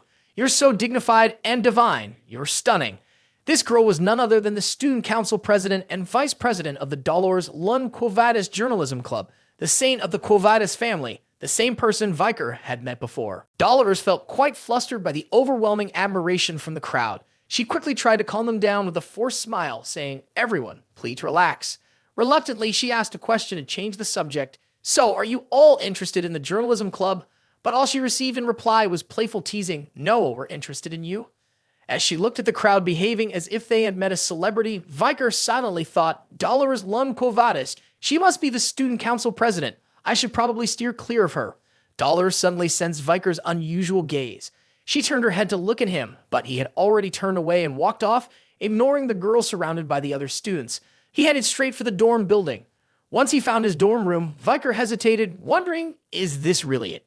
While he stood lost in thought in front of the door, a boy approached him, exclaiming when he spotted him, "Wait, you live in that room too?" He ran toward him, exclaiming, "So we're roommates now." The student seemed very excited to see Viker. He smiled brightly and enthusiastically introduced himself. "I'm PG."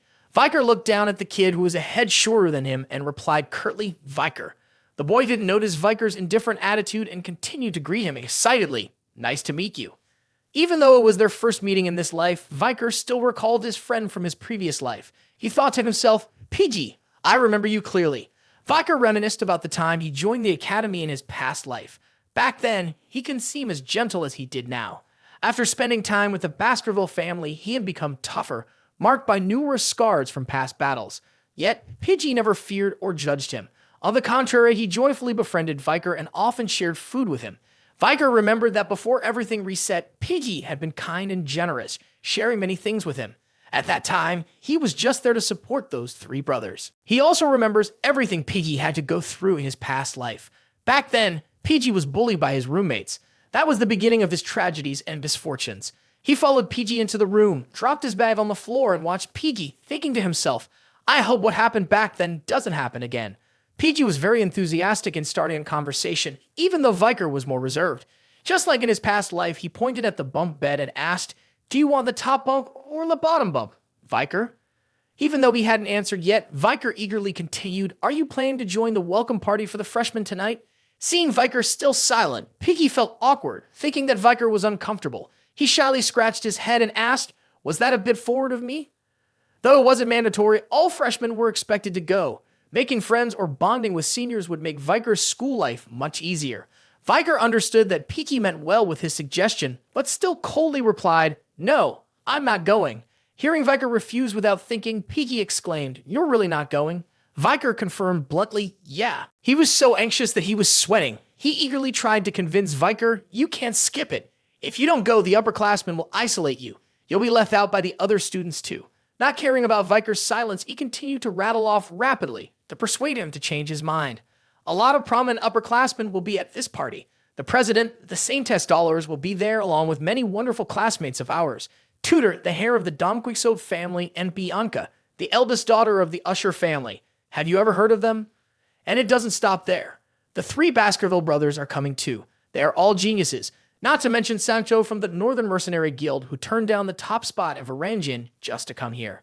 Sinclair will be there as well. She scored the highest on the tower exam and ranks first in the Fire Corps.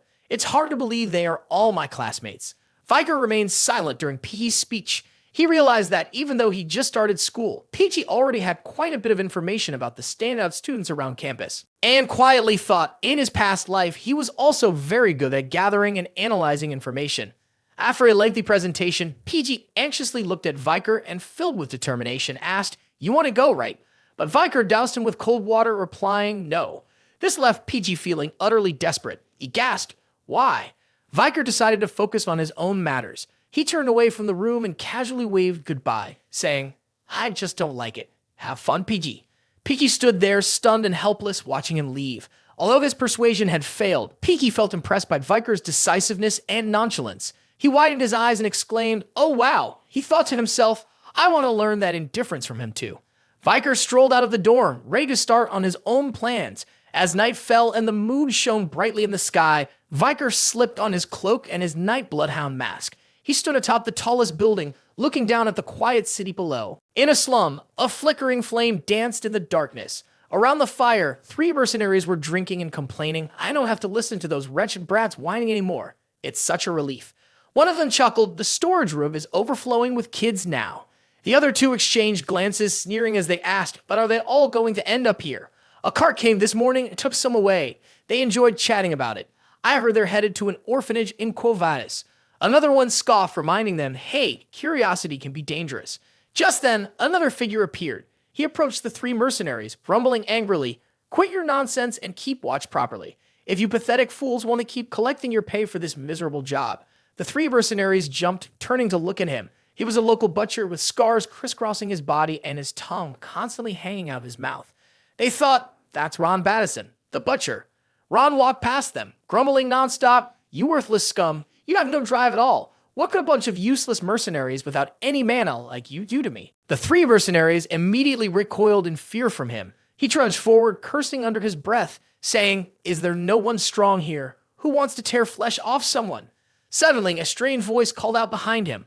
Are you Ron Battison? The butcher, itching for a fight, thought it was just another mercenary challenging him. He quickly grabbed the sickle at his back, turned around, and roared. Who the hell dares to say my name? However, when he turned, he found all 3 mercenaries sprawled out on the ground, unconscious. He was stunned and wide-eyed, exclaiming, what the hell is this? At that moment, the voice spoke again, this time calling him by his full name and laying out his crimes. Ron Battison, 4 years ago, you slaughtered your neighbors, sacrificing them to make a pact with a demon. Ron tightened his grip on the sickles in his hands, scanning his surroundings with caution, but there was no one else in sight apart from him and the 3 fallen mercenaries. The voice continued to echo around him. After that, you joined the Northern Coalition as an informant and exchanged information with the demon. The voice remained cold as it read out the accusations. You are still a spy embedded within the Human Alliance. While on guard duty, you used a handheld mirror to reveal the location of the squad's base. At this moment, Ron had lost all patience. He angrily looked around and snapped. Who are you? Show yourself. Viker suddenly appeared behind him, coldly delivering one final statement. Because of you, the Alliance's squad was massacred. With no one else around, Ron felt the presence of the mysterious figure thanks to the direction of the voice. He immediately swung his scythe. In an instant, he turned around and struck swiftly with both sharp blades towards where Viker had just stood. He felt the fabric of Viker's cloak brush past his sides, but this only made him anxious, thinking to himself, is that all you've got? Suddenly, a gust of wind rushed past his ears. In the blink of an eye, both of Ron's arms were cleanly severed, leaving him in shock. Viker withdrew his sword effortlessly, having incapacitated Ron in the blink of an eye, leaving him no time to react. Ron collapsed to the ground, staring at his 2 arms lying lifelessly beside him. He cried out in pain and despair, my hands are gone. They represented the only joy he had, and now he felt sheer terror wash over him. Panicked, he shouted at the ruthless stranger, I don't know anything about the Human Alliance. Why are you doing this to me? Viker slowly turned his head to look at him. He replied coldly, of course you don't know, because that hasn't happened yet. He stepped closer, grabbing the hair of the sobbing butcher. Viker locked eyes with him, seeing the hopelessness reflected in his gaze, and whispered, but I know you made a pact with a demon. You'd better give me information about that demon. Ron gritted his teeth, stifling his pain, and stubbornly replied, I don't know. Suddenly, the butcher's eyes bulged, popping out of their sockets, and his mouth twisted grotesquely to one side. His face swelled, turning a fiery red, distorting in shock at Viker's words. The veins on his face throbbed as if they were a pressure cooker ready to explode. Ron didn't have a chance to say another word before the guy's head exploded right in front of Viker. Disappointed, he looked at the butcher's lifeless body and grumpily pulled out his notebook, muttering, another head gone boom. He opened his notebook, which was filled with names, some crossed out in red ink. Dabbing his finger in Ron's blood, he crossed out the butcher's name, mumbling, that's the 3rd one. He closed the notebook, annoyed as he thought to himself, I've created this blacklist from my memories in past lives and from Cindy Wendy's investigations. It contains information about those who worship demons and betray humanity. They have to be eliminated before the apocalypse comes, no exceptions. He tucked the notebook into his jacket pocket, glanced around, and complained, 3 demon worshippers have exploded before I could get anything useful from them. He clenched his fist and suddenly realized if this is the work of that demon, it means they're hiding somewhere in this city. One of those 10 most powerful demons must have made a pact with him. At that moment, the demon also realized that some of those it had made pacts with were dead. It raised its hand and pulled off its mask, revealing the black, slimy mark stuck to its face. A deadly black mist rose from the human body it inhabited. A member of Colosso Academy, wearing their uniform. The bell rang out from the city's clock tower, echoing through the quiet night. In a secluded villa deep within the forest, Viker turned his back and walked away, leaving behind a chaotic scene of bodies sprawled in pools of blood, with none of them intact. The Beelzebub sword began to throb painfully in his hand. Frustrated, he hissed, "Number 29 today." He glanced at the lifeless figures strewn across the ground, irritably thinking, they all died or had their heads blown off the moment they brought up demons. Seems like that's part of the deal with the devil. He scratched off another name in his notebook, feeling defeated as he thought, I still can't gather much information about the locations of the 10 most powerful demons. This is going to be a long and tough battle.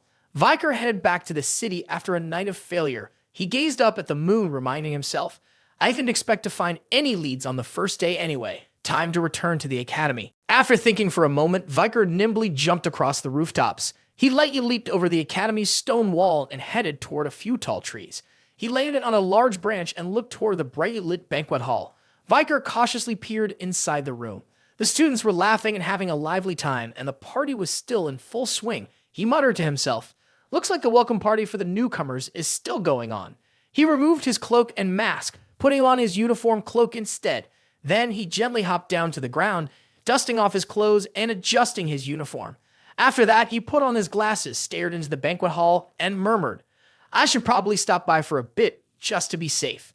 Even though it was night, the academy's banquet hall was still bustling with energy. Students were animatedly chatting, the tables were filled with hot dishes.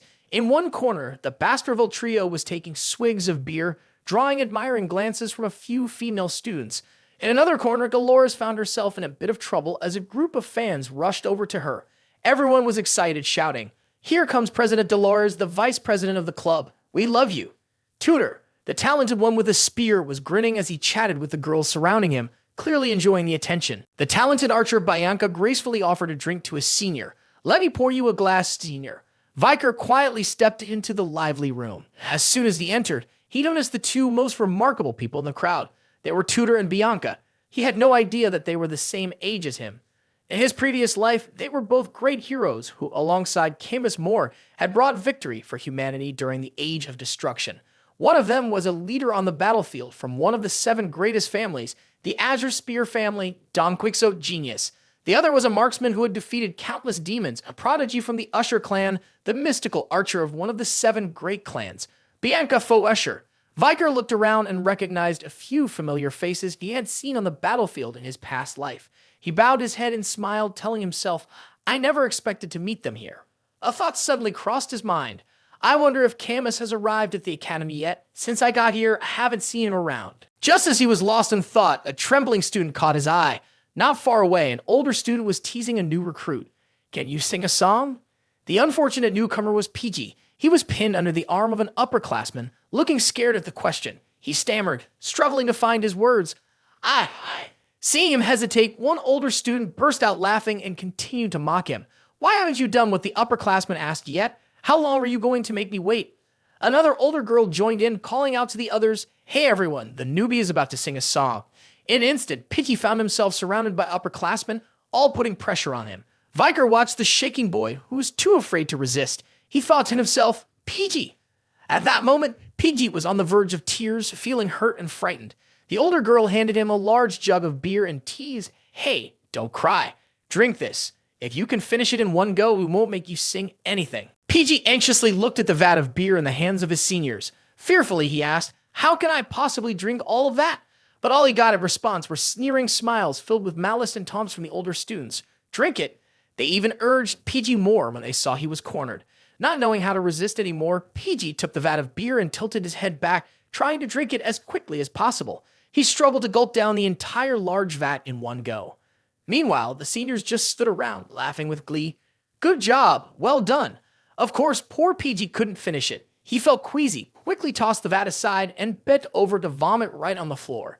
Seeing him struggling to vomit, the older students pointed at him, bursting into laughter. Look at this crazy kid. He's throwing up. How gross. He got it all over my shoes.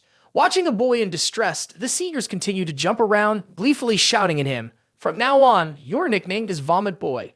Pidgey the Vomit Boy." These words made Pidgey burst into tears, feeling helpless and hurt. Suddenly, a cloak brushed over his head. Viker had appeared beside him, using his cloak to cover the mess on the ground. The older students were surprised by his action and snapped, "Who are you?" But Viker just glanced at Pidgey. His friend, head bowed and gasping for breath, reminded Viker of what Pidgey had endured in his past life. Pidgey dropped out of school because he couldn't handle the bullying. From what I know, he struggled to support his family, working in lowly jobs. Viker recalled their reunion in his previous life. He had encountered Pidgey on the front lines during the recruitment for the war that marked the beginning of the apocalypse. Pidgey was one of the few who volunteered to fight. With his exceptional tactical analysis and information-gathering skills, he had saved countless lives, including Viker's. That memory was etched deeply in Viker's mind. Because of this, Viker saw Pidgey as a teammate deserving of respect. Right now, he gently said to the boy, "Pidgey, I'll handle this for you. Go back to the dorm and rest." For Viker, watching his teammate being insulted and humiliated was unbearable. He decided he had to do something about it. Immediately, the upperclassmen turned their attention to him, making him their next target. One of the seniors approached, grabbing his shoulder and angrily asked, "Who do you think you are? Are you out of your mind? How dare you interfere with our business?" He even slapped Viker hard across the face and growled, "Are you friends with that kid? I score Class B, right? Acting this way, you must be pretty confident, huh?" Seeing Viker get hit, the three Baskerville brothers in the distance were furious. They gritted their teeth, glaring at the bold senior, thinking angrily, "You dare lay a hand on our master?" Viker managed to keep his anger in check. He calmly adjusted his glasses and shot a warning glance at the three brothers. They were about to rush in and teach that senior a lesson. However, they suddenly halted and raised their hands to stop each other when they saw Viker's gaze, recalling his warning before they entered the academy. He had coldly threatened the three of them, "In this academy, I'm an ordinary person. If my identity is revealed, I will kill all of you." Because of that threat, the three of them felt a chill run down their spines. The senior, who had just seen the situation unfold, decided to step in with a conniving tone. "Hey, don't bully the newcomers like that. We should show some mercy as seniors." She looked at Viker, smirking as she clapped her hands and gleefully muttered, "All right, here's the deal." She pointed to another large jar of beer on the table and repeated her cruel joke at Viker's expense. "If you can drink that whole thing, we'll let you two go." The group of seniors laughed uproariously, enjoying the spectacle, while Viker showed no change in expression, just like Pidgey. Pidgey watched Viker closely and quickly intervened, saying, "Viker, I'm fine with this." But Viker didn't say a word. He stepped forward, grabbed the jar of beer, and tilted it back to drink, stunning both Pidgey and the rowdy seniors. He showed no hesitation or fear, unlike his roommate moments before. Even though they were surprised, the older students covered their mouths and laughed quietly. The drink had been mixed with a lot of heavy, deadly alcohol, including vodka and whiskey. Who could possibly drink a more than 1 liter glass like that? However, Viker casually downed it in one go, as if he were drinking water. As he continued to empty the glass without any visible effects, the older students grew anxious and astonished. The smiles faded from their faces. They looked at Viker, unable to believe their eyes. Viker slammed the empty beer barrel onto the table, wiped his mouth calmly, and without saying another word, quickly took Pidgey and walked away, coldly telling the older students, "We're leaving." His actions shocked the older students, leaving them frozen in place for a while. One of them snapped back to reality when he saw Viker was about to leave, struggling to accept that a rookie could surpass him. He stubbornly chased after Viker, grabbing his shoulder and shouted, "Hey, wait." In that split second, both Tudor and Bianca felt a chill run down their spines. It was just the killing intent emanating from Viker's glaring red eyes as he glanced back at the older student trying to block his way. He coldly asked him, "What do you want? Do you need something from us?" Viker's gaze and voice left the senior paralyzed. His face went pale, and he suddenly felt his body shaking uncontrollably. He was speechless, unable to utter a word. Just then, Dolores rushed over after sensing the commotion in the area. She called out sternly, "Hey, what trouble are you all causing?" The senior jumped at the sound of her voice. The other seniors quickly huddled together, panic in their eyes as they awkwardly smiled at Dolores and stammered, "President Dolores, it's just a rookie who got sick. We'll clean it up." Dolores promptly reminded the group, "If you bully the new students, I won't let it slide. We need to uphold the good image of our academy." Despite Dolores stepping in, Viker had no intention of sticking around. He continued to lead Pidgey away without looking back. All he could do was mumble his thanks to him. Seeing Viker handle the situation so efficiently and decisively, the Baskerville trio stifled their laughter, trying to hide their immense admiration. In unison, they gave a thumbs up and exclaims, "So cool." As soon as Viker left, the oppressive atmosphere of the room faded away. Both Tudor and Bianca felt confused, questioning each other. Did we get it wrong? In contrast to their tension, the magical prodigy Sinclair observed everything from beginning to end and was thoroughly impressed by Viker. She exclaimed, "Oh wow!" Her eyes sparkled with admiration as she watched Viker help his roommate out of the banquet hall, her cheeks turning rosy. She couldn't help but say, "I found a good person." At the academy, the Ice Court and Fire Court attended classes together. This approach created a competitive environment for the talented students, helping them stay focused, which was part of the academy's policy. As the theoretical class wrapped up, Professor Vency Morg closed the book and ended this session with a statement. "This concludes our lecture on the culture of the barbarian tribes." He looked at the students in the class and asked, "Based on the discovered locations of the barbarian tribes, can anyone share a hypothesis about where their base might be?" The students immediately broke into a sweat, all of them awkwardly looking away and trying not to meet the teacher's gaze. Tutor Don Quixote, who tied for first in the practical exam at the Ice Corps, quickly opened his book and read it over and over, scratching his head nervously. He thought the conflict between the Black Tribe and the Empire took place at high points, 1.8 and 75 on the Western Front, right? Even Bianca Usher, the girl who tied for first in the practical exam at the Ice Corps, was panicking, trying to recall the lesson. She thought all the battle locations are in low-lying areas. Wouldn't the Black base be in a low region? While the whole class was tensed and trying to avoid being checked, their savior Sinclair eagerly stood up and raised his hand high, volunteering with excitement, saying, "Me." Professor Vency then asked, "You are Sinclair, the top student in Fire Corps, correct? Please go ahead and answer." Sinclair looked at the professor, smiled confidently, and replied, "According to the information released by the military to the academic community, the battle between the barbarian tribe and the Empire took place at high points 1, 4, 5, 7, 8, 30, 75, and 207. She recited the lesson flawlessly as if she were the textbook itself. Aside from the high score of 8 perched in the mountains, most of the scores lay in the lowlands. As Sinclair spoke, her words gradually faded into the background for Viker. He sat there with his eyes closed, deep in thought about his own plans for the past few days.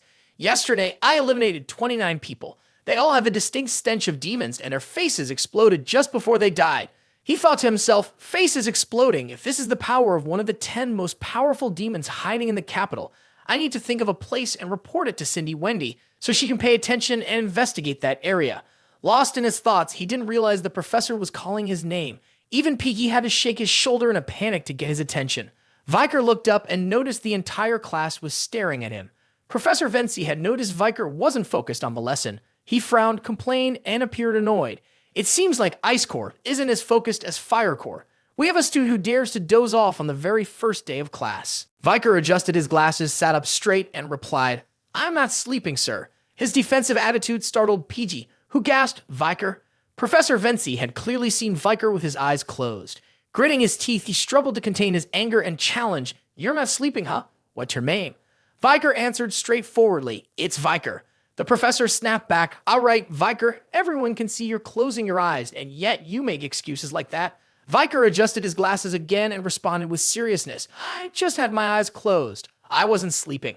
His defiant attitude further irritated the professor, who snapped, "Oh, is that so? Maybe I misunderstood." After saying that, Viker innocently replied, "It's okay, sir. You just misunderstood." This attitude drove Professor Vency to the edge. He felt furious, with his pulse quickening as he thought, what kind of student is this? He took a deep breath to keep his composure, lowered his voice, and finally said, "All right then." He decided to give Viker a wake-up call with a demand. Just now, Fire Corps took first place. Thanks to the answer from first place, Fire Corps Sinclair. Fire Corps received a score of over 10 points in training. "If you can answer my question, I'll reward you and Ice Corps too." The professor pointed directly at Viker, glaring menacingly. "But if you can't answer, Ice Corps will lose points." Viker wasn't afraid and boldly complained, "That's just not fair." Professor Vency became furious. He stubbornly interrupted Viker and snapped, "All right, listen to my question. Tell me where the battle between the Empire and the Black Tribe took place, and based on that, tell me where the Black's base is located."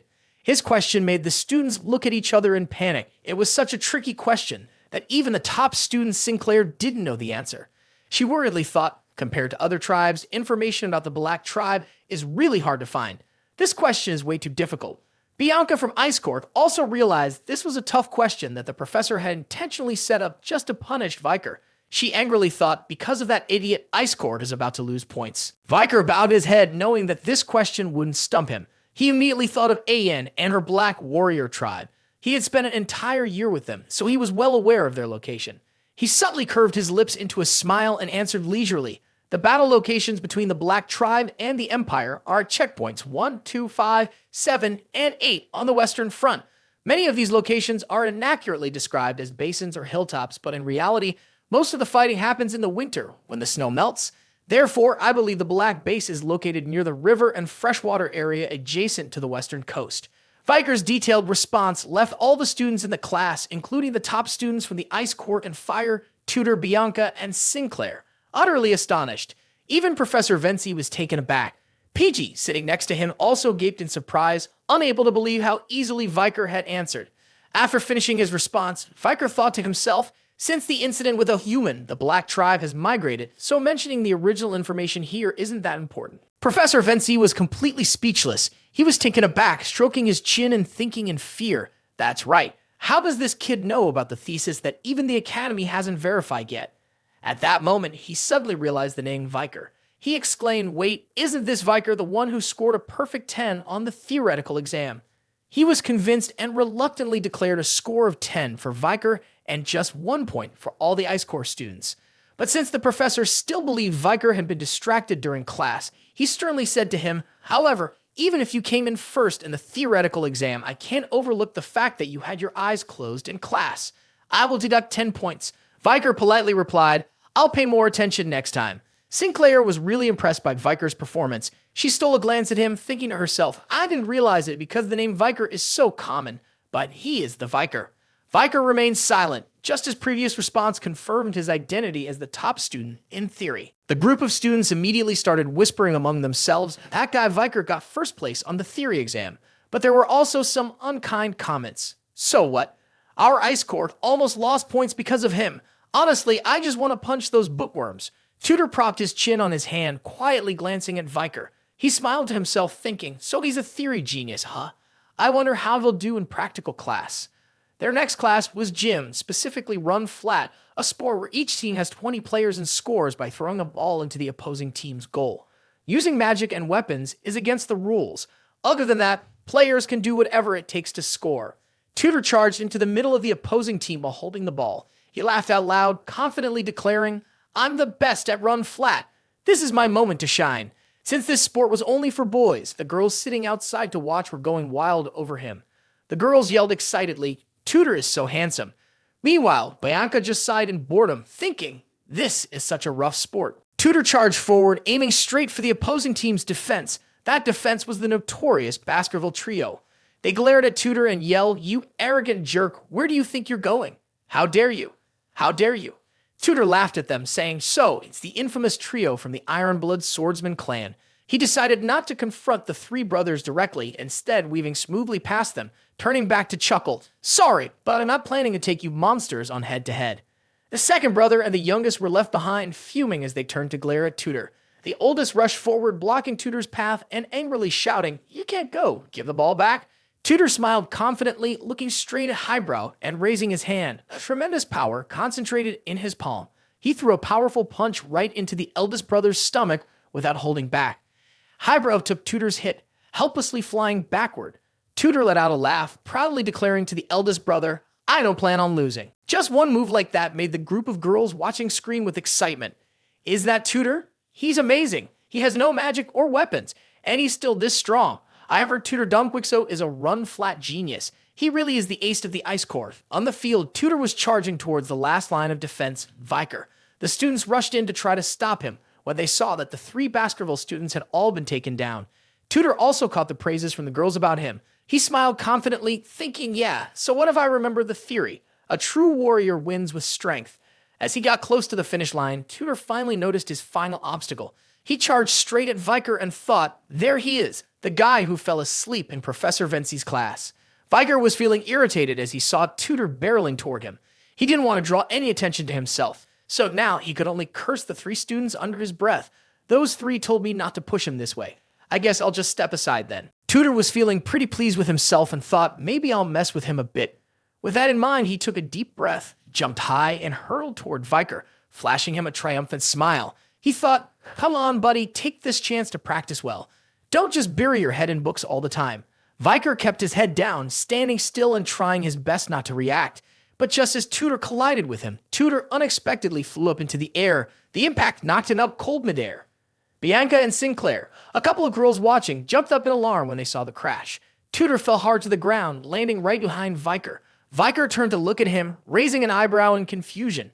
He found himself in a tricky situation. He hadn't even had time to dodge before Tudor crashed into him, so seeing Tudor fly away and faint left him feeling a bit flustered. He grumbled internally, I was planning on dodging, so why did he have to run straight into me? I guess there's no helping it now. With that thought, Viker sat down on the ground. He pretended to let out a groan, telling himself, all right, I've got to act like I'm hurt for now. Tudor had fainted for quite a while. He wasn't sure how long it took before he suddenly jolted awake. When he came to, his teammates surrounded him, making him bewildered and confused about what had just happened. Looking at the worried faces of his classmates, Tudor thought to himself, what am I doing here? Did I just faint? Hold on, did I really pass out in the middle of the game? He tried to recall what happened earlier. The last thing he remembered was rushing at Viker. How could he have fainted? He felt lost, thinking Viker aced the theory test. I just meant to bump into him a little, but I can't remember anything else. In a hurry, he lifted his head to look at Viker. He was calmly brushing off his clothes, seemingly unbothered, while Tudor was the only one who had fainted. This left Tudor in complete shock. During my encounter with that bookworm, I actually lost.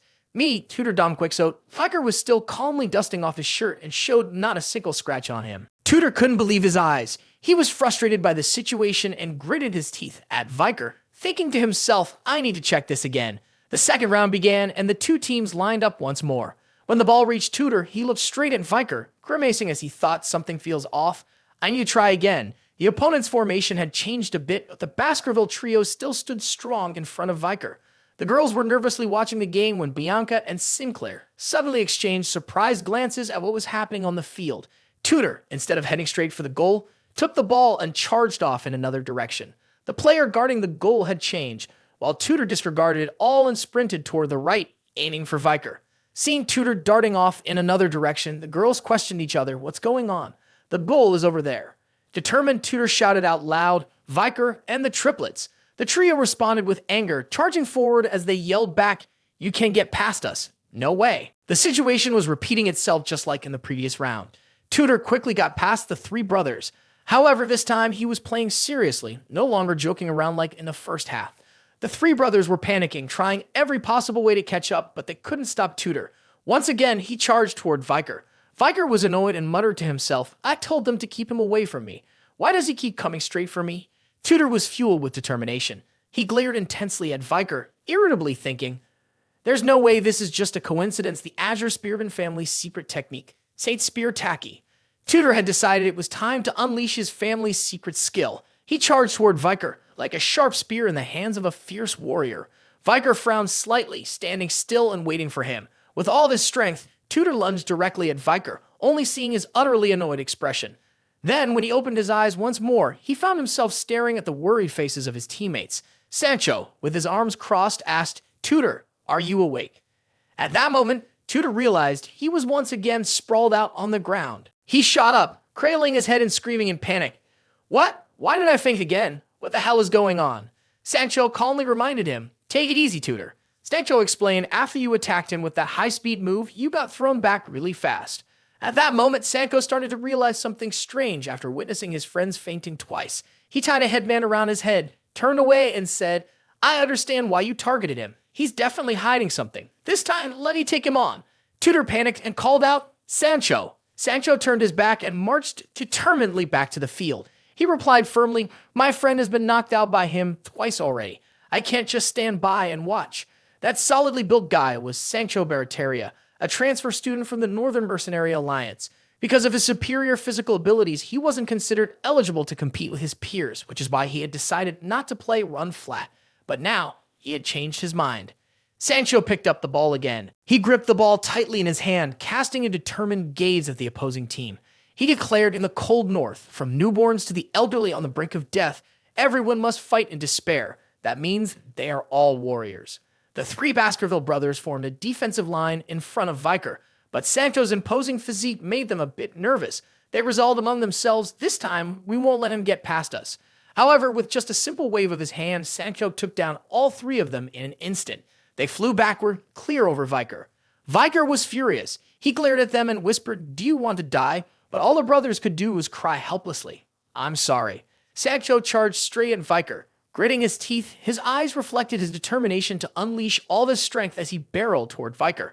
Viker remained quiet, his face expressionless, deciding to stand firm and take the hit.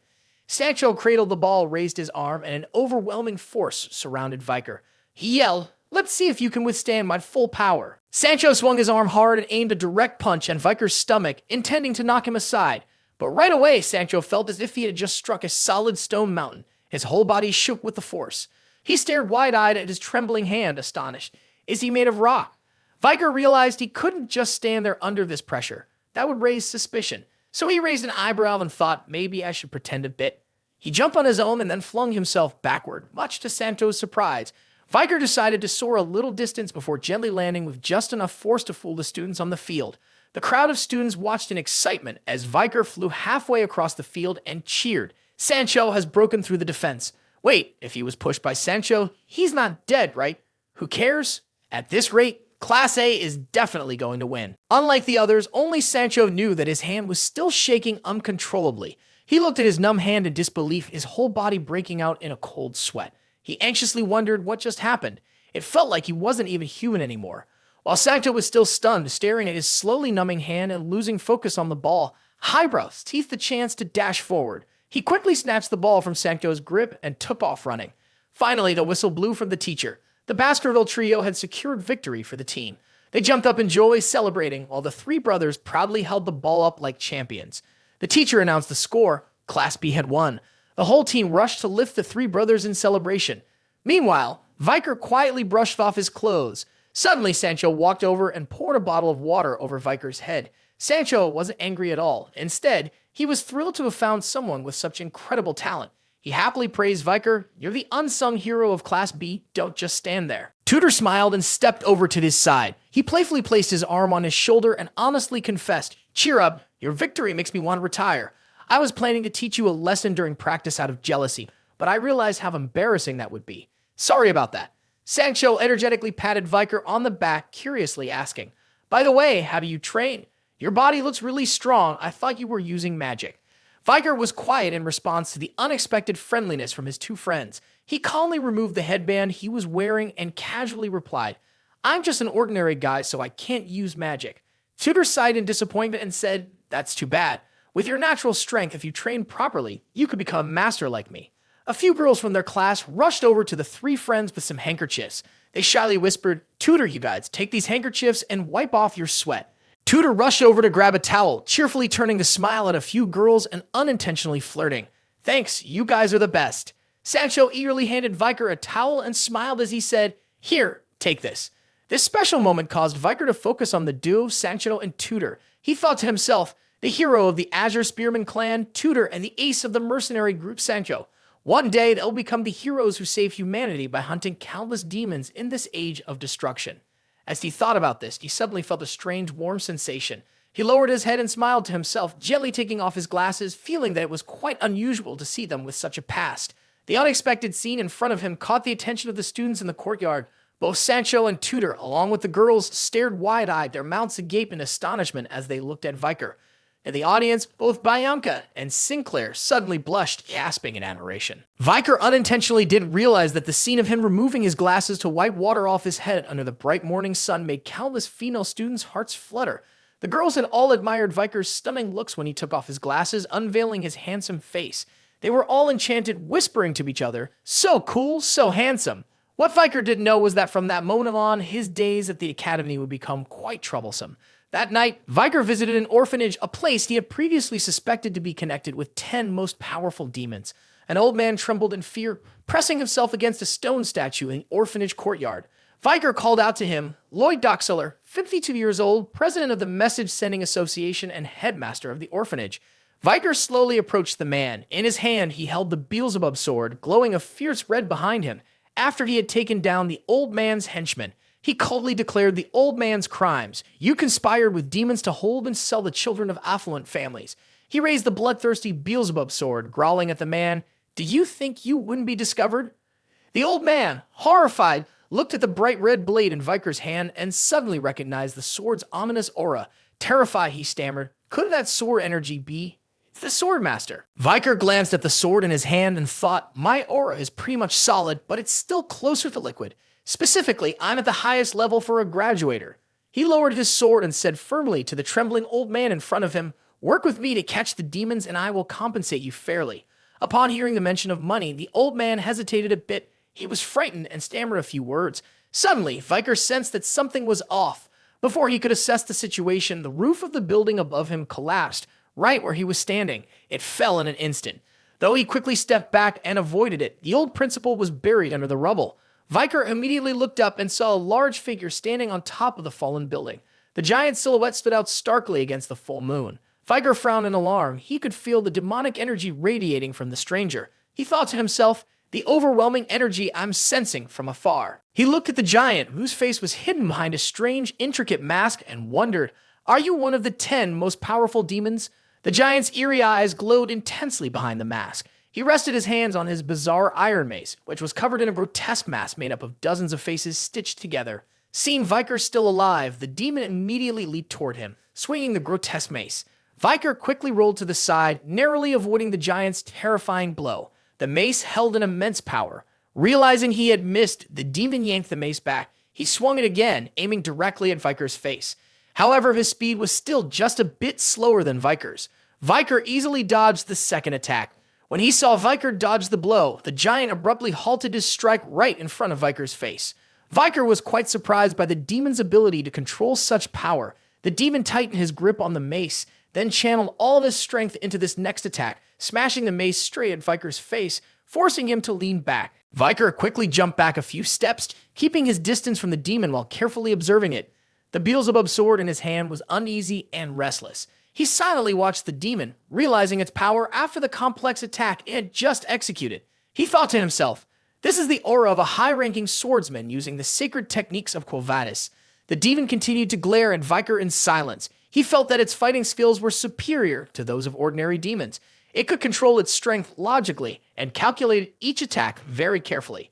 This was a far cry from his previous battles with the demon Andromalius. He thought, "It's not one of the 10 most powerful demons." This realization made him reassess the situation seriously, causing a restless feeling in his heart. He wondered, has a demon breached the Holy Kingdom? There must be some corruption within. Maybe it's a pawn under the 10 most powerful demons. With this thought, Viker decided it was time to change his approach. He retracted his sword and calmly spoke to the demon. "If I kill you, will I get to meet the 10 most powerful demons? Even though dealing with trash like you is quite annoying." The demon remained silent, not responding. It lunged forward once more, wielding its bizarre weapon. Viker looked up at it, exclaiming, "It's been a while since I've had a good fight." As the demon swung down, Viker executed a kick, stopping the blow purely with his strength. The demon hesitated, clearly taken aback, letting out a sound that was hard to interpret. Seizing the moment, Viker prepared to throw a punch. He zeroed in on the exposed side of the creature. To his eyes, all of the demon's vulnerabilities were wide open. Not giving it a chance to react, Viker aimed for its hip and delivered a crushing blow. The demon, caught off guard, was sent flying straight into the building in the distance. It crashed through the stone wall and landed inside, but it quickly sprang back up as soon as it hit the ground. Viker leaped after it, diving into the hole in the wall. He landed lightly in the opening, watching as the demon dragged its strange weapon and advanced toward him. It seemed furious, letting out no sound as it swung its weapon again. But Viker had calculated everything. He gained the upper hand by charging in and smashing through the demon's dominant arm. While the creature was still stunned by Viker's surprise attack and struggling to drag its injured arm, he quickly lunged in from behind, targeting its weapon-holding arm. He unleashed a simultaneous knee strike and an elbow drop, aiming for its other arm. He ruthlessly rendered the demon's remaining arm useless with this combined assault, forcing it to drop its weapon. Once he had completely disabled the demon's arms, Viker jumped up and grabbed the demon's shirt. In an instant, he lifted it up and hurled it away. The demon, overwhelmed by the relentless attacks, had no chance to defend itself. It flew uncontrollably, impaling itself on a steel stake that jutted out from the debris of the building wall. The demon slumped down, trapped on the sharp stakes, gasping for breath and groaning in incoherent sounds. It had lost all will to fight, leaving Viker to approach leisurely. He noticed a name carved into the demon's skin, now one of the many white scars on its chest. He asked it, "Phoebo, is that your name?" He looked straight at it, coldly questioning, "Who is your master? Who has commanded you?" The demon suddenly howled, but it seemed unable to speak. Its mouth appeared to be sewn shut beneath the layers of patchwork skin covering its face. Viker sighed. Given its appearance, it seems they've even controlled your speech, huh? He slowly sat down in front of the demon, extending his hand towards the steel stake that pierced its body. He clicked his tongue and said, "Well, interrogation doesn't always have to be verbal." He coldly grasped the steel stake and bent it, causing the demon to writhe in pain. He whispered, "I'll tear you apart, starting with your innards, your bone structure, your wounds, the freshness of your blood, and even the magic level within you. Those will tell me a lot." The demon completely gave up. It wearily slumped down in front of him. Viker gently placed his hand on its shoulder, coolly asking, "Phoebo, shall we begin the interrogation?" Suddenly, a faint cry for help rang out. Viker looked up and realized the plea came from beneath the rubble outside in the courtyard where the school principal had been buried earlier. He set Phoebo aside, walked over, and began to clear the debris. To his surprise, the principal of the orphanage was still alive, trapped under the wreckage from when the building's roof collapsed. Viker saw the panic in the old man's face and remarked, "You claim to be a drug dealer. Looks like you have some luck with survival." Even though he noticed the fear in the principal's eyes, he didn't rush to help. Instead, he asked calmly, "If you want to live, you know what to do. Tell me everything you know." The old man found himself in a tight spot, unable to do anything but clench his jaw and look at Viker in terror. He trembled and asked, "So, you will spare me then?" Viker replied coolly, "That depends on the value of the information you provide." What Viker didn't realize was that far off on the roof, a stranger was watching them. The figure wore a uniform from the Colosso Academy. At that moment, the old principal was in complete despair. In extreme pain, he tried to push himself up from the pile of wreckage and yelled out to Viker, as if pleading for a savior through his tears, "I will reveal everything. It's in the principal's office, my soul bound." The old man suddenly froze. A strange symbol flickered in his pupils. His eyes bulged and burned. Only then did Viker abruptly sense the presence of a stranger for a brief moment. But as he quickly turned his head to look, he barely caught sight of a shadowy figure moving on the roof in the distance. He murmured, "Just now!" In that moment of distraction, he failed to notice that the principal's face had contorted. The old man was writhing, vomiting forth grotesque faces stacked on top of one another. His facial muscles tightened, and he groaned through his tears. Viker quickly turned back to look at him. His eyes widened in shock as he stared at the eerie green light emanating from the principal. The embarrassment was etched in his gaze. An odd green energy surged from deep within the old man's body. He burst into tears and let out one final scream. The unfortunate old man exploded right before Viker's eyes. A horrifying blast caught him off guard. The force from the explosion made the clock tower's bell ring incessantly. Part of the orphanage was blown away in that terrifying explosion, leaving a pile of debris. The townspeople rushed out into the streets after the earth-shattering noise, and guards quickly arrived on the scene. Panic-stricken residents shouted, "There was an explosion. It just happened." When the guards got to the site, the devastation nearby was so severe that even the bridges, walkways, and streetlights were bent and twisted from the force of the strange explosion. St. Dollars quickly appeared, running up to the guards with concern. "What happened? Is there anyone hurt?" she asked anxiously. The guards looked at Dollars with worry in their eyes and replied, "Saint, we are still investigating, but it seems like there's almost no evidence left after the explosion." Dollars frowned with tension. The scene left in the orphanage put everyone present in a state of horror. The explosion had blown away half of the orphanage, leaving a deep pit in the ground. The area was swiftly cordoned off. Dollars slowly stepped inside. She looked around the scene, observing the large holes in the building and the terrible wreckage left by the explosion. She thought to herself, the explosion couldn't have happened by itself. Traces of a fierce battle lingered throughout the orphanage. Confused, she stood amid the debris, wondering what kind of horrific battle took place here. Dollars suddenly froze when she stepped on something on the ground. It was the tattered mask of Viker, and she recognized it immediately. She quickly crouched down, causing a nearby soldier to turn in surprise and ask, "Are you all right, High Priestess?" She hurriedly replied, "I'm fine, just a little dizzy." Seizing the moment, Dollars swiftly draped her dress over the mask, hiding its remnants beneath her feet. The soldier assumed the High Priestess was just hired from worrying about the incident and kindly reminded her, "There probably aren't any casualties here, so don't push yourself too hard." Dollars didn't respond to the soldier. She felt cold sweat trickling down her back, panicked and unsure of what to do. She worriedly thought, "I felt confused and hid it. But this mask is a night bloodhound." After the new combat theory class with Professor Vinci, his face turned sour. He crossed his arms and looked at Viker, appearing dissatisfied with his report. Viker had brought him a giant scorpion along with a detailed research paper. However, after listening to the presentation, Professor Vinci grew angry, slapped his hand on the desk, and said, "I wonder who wrote this report. Turns out it was you. He looked at the dead creature lying belly up in front of him, visibly annoyed, and complained. You wrote that the Venopian species has a second stinger that hasn't been discovered yet.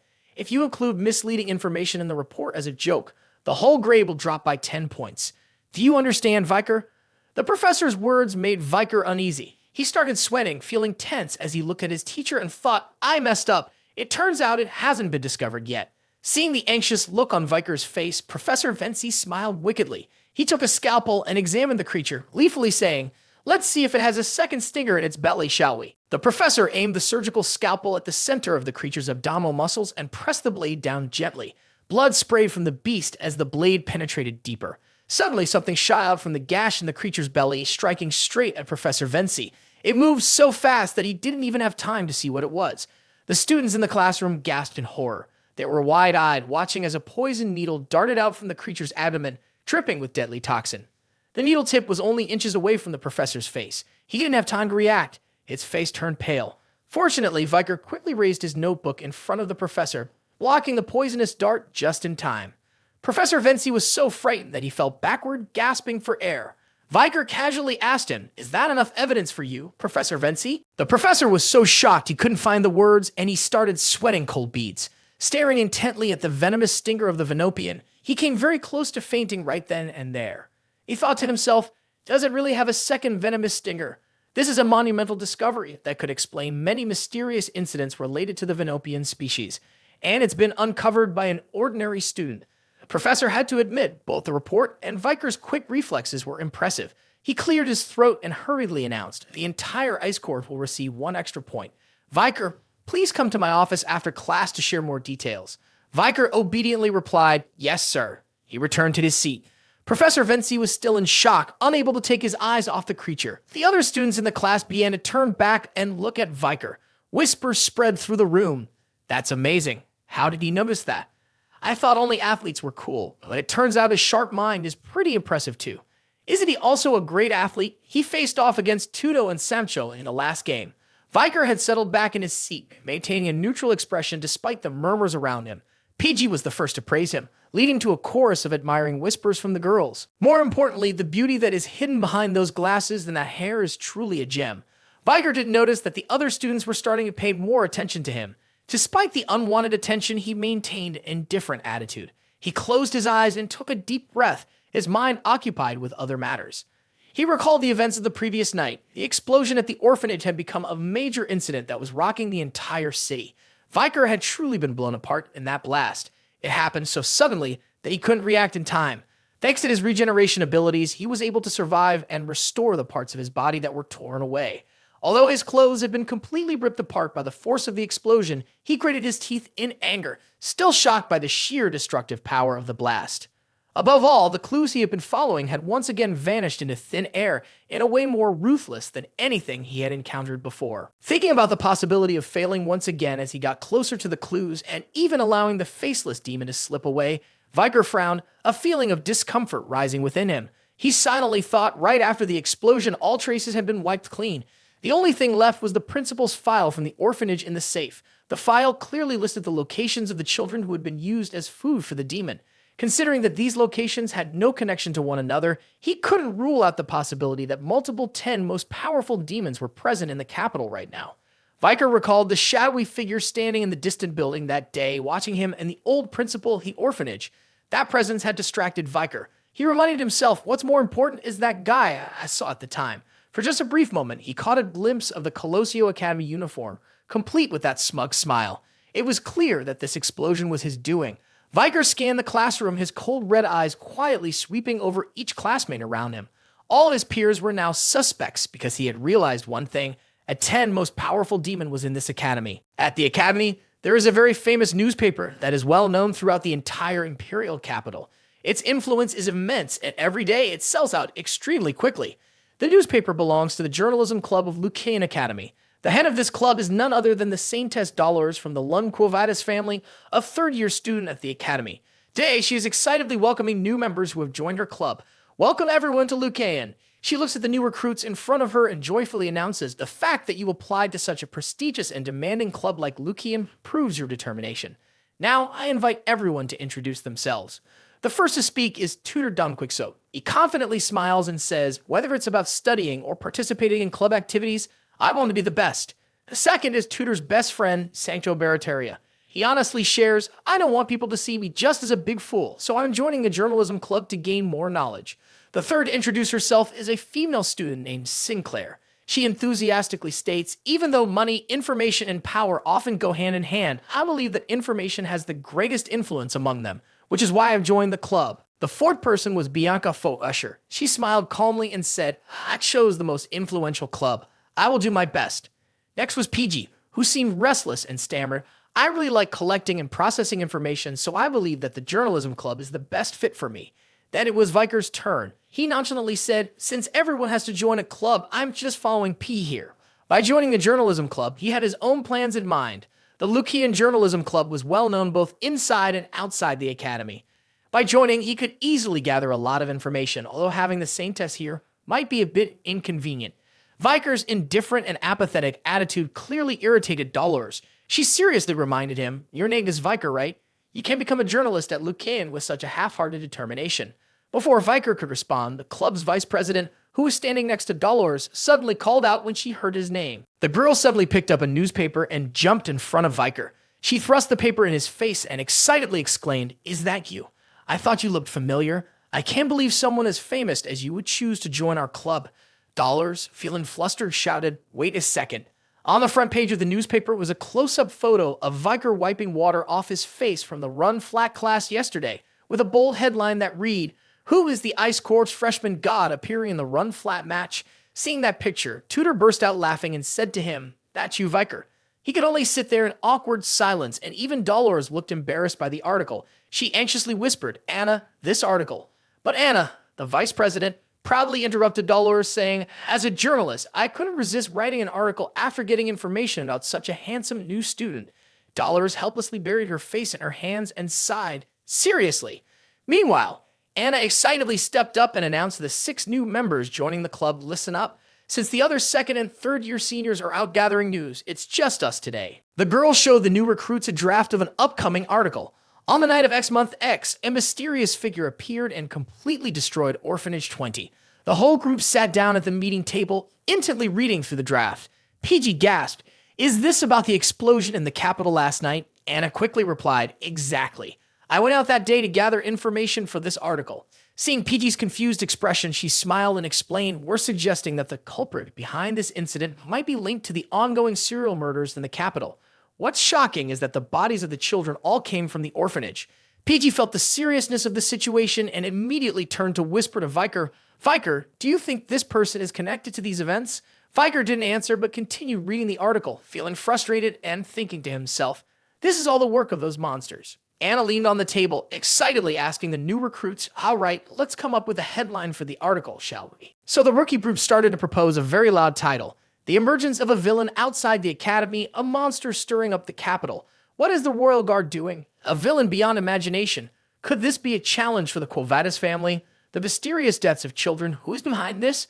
Although they came up with many ideas, even Bianca had to feel satisfied with any proposal. She frowned and remarked, none of them are appealing. Tutor nodded, contemplating. Could it be because the villain doesn't have a name yet? Dangerous criminals often have terrible nicknames like the Butcher or Greenbird, for example. Upon hearing this, Anna praised, Tutor, maybe you are thinking in the right direction. He immediately cheered up and suggested, how about the name The Dark Death? Anna muttered, what the hell is that? Tutor sulked and lowered his head. The rookies began to compete with each other to come up with impressive names. Then how about the Demon of Misfortune? Another one argued for too long. The Orphan Killer sounds more impressive. I vote for the Terrifying Gentleman. Dolores remained silent amidst the rookie team's arguments. Her focus was entirely on the article before her. She suddenly muttered a name. Night Bloodhound, the mask of Viker that she had picked up the night before still occupied her thoughts. She wondered the mask I found at the scene must belong to Night Bloodhound. Why was it there? Recalling the only time Dolores had encountered that mysterious figure, she remembered how Viker, as Night Bloodhound, had helped many poor people suffering from a deadly disease that was spreading. Since Dolores didn't know that the outbreak was actually caused by Viker himself from the very beginning, she still felt a sense of trust when thinking about him. He was very humble, uninterested in fame or wealth. During the Red Death epidemic, he had kindly treated even those living in the slums. His compassion and sacrifice for the stick were genuine. This contradiction left the Saintess confused, making her question, is that why I believe he stole the tears of the Saintess for some noble purpose? But why was he at the scene? Did he really kill the principal and the children at the orphanage? The more Dolores thought about it, the more worried she became. Her eyes are very accurate. He's not a bad guy. Even if the Night Bloodhound is the culprit, there's definitely more to the story. Dolores didn't realize that someone had caught on to her words and exclaimed, Night Bloodhound, that sounds cool. She jumped, looking up at the group, who were staring at her with eyes full of admiration. They quickly chimed in, that nickname sounds so fierce and violent. I think it's mysterious and scary. Sinclair enthusiastically shouted, so, it's settled then, Night Bloodhound. At that moment, Dolores realized she had accidentally blurted out that name while lost in thought. She rushed to cover her mouth, panicking as she wondered, wait, did I say that out loud? Anna, unaware of Dolores' frantic reaction, eagerly suggested, how about this title? The true identity of the villain spreading fear in the capital. Who is the Night Bloodhound? Dolores quickly protested, Anna, Lucian's newspaper is only allowed to report the truth. We can't be certain if he really is a criminal yet. Ignoring the argument between the two club leaders, Tudor suddenly turned to Viker and asked, hey, what do you think? Viker was puzzled and replied, about what? Tudor whispered, about that Night Bloodhound guy. Do you think he's a villain? Viker glanced at him and replied coolly, I don't really care. Still, he was somewhat surprised that Dolores mentioned the name. He thought to himself, I can't believe the Saintess brought up the Night Bloodhound. Tudor burst out laughing, grabbed Viker by the shoulders, and playfully shook him while asking, but if you had to choose, what do you think? Viker frowned slightly in annoyance. However, the question made him pause for a moment. He lowered his eyes and pondered whether he might be considered evil himself. He replied flatly, clearly he's not a good person, so he must be a villain. Tudor nodded in agreement. Really? I think so too. Before he could continue, the Saintess suddenly slammed her hand on the table and stood up, startling both of them. She looked directly at the two newcomers and sternly asked, what proof do you have that the Night Bloodhound is a bad person? Dolores looked straight at Viker, who had just claimed that Night Bloodhound was a villain. Frustrated, she challenged him with a tough question. Do you have any evidence to back that up? Her attitude caught Viker off guard. He was momentarily flustered, unsure of what to say. As Viker remained silent in his confusion, Dolores pressed on, raising her voice. Your name is Viker, right? Answer my question. Seeing Viker get cornered like this, Tudor felt uneasy and guilty. After all, he was the one who had put Viker in a position to answer a question he didn't even care about. Viker continued to stay silent, which only annoyed Dolores more. She seriously reminded all the new recruits, you can't answer because you have no evidence at all. Don't forget that a journalist shouldn't state things that haven't been verified. We can't smear someone's reputation without proof. Tudor finally spoke up to defend Viker, but the Royal Guard has testified. Night Bloodhound destroyed the building and killed the principal at the orphanage. Dolores steadfastly looked at him and replied, the statements from the royal soldiers are based only on speculation. There is no concrete evidence. She proved her point with an example. The question surrounding the bodies of the children found in the basement of the orphanage still lacks an answer. There are too many contentious variables to conclude that Night Bloodhound harmed the children. Dolores' argument left the group stunned and confused. They looked into her steadfast eyes and sincere gaze, wondering, how can she remain neutral when this tragedy happened at the orphanage managed by her family? Dolores turned to Anna and emphatically said, we need to revise the title to ensure we stay objective and do not target any specific individual. Hearing this directive, Anna felt a bit uncertain. If we do that, we won't have anything to write. But Dolores remained firm in her belief, replying, we need to investigate what actually happened before we report on Night Bloodhound. It's not too late for that. Dolores lowered her eyes, feeling a pang of sadness as she mumbled, if Night Bloodhound really is the enemy, then we'll have grounds for serious criticism. Viker glanced at the bitter smile on the saint's face, still silent. He vaguely realized that Dolores was holding on to hope for Night Bloodhound's innocence.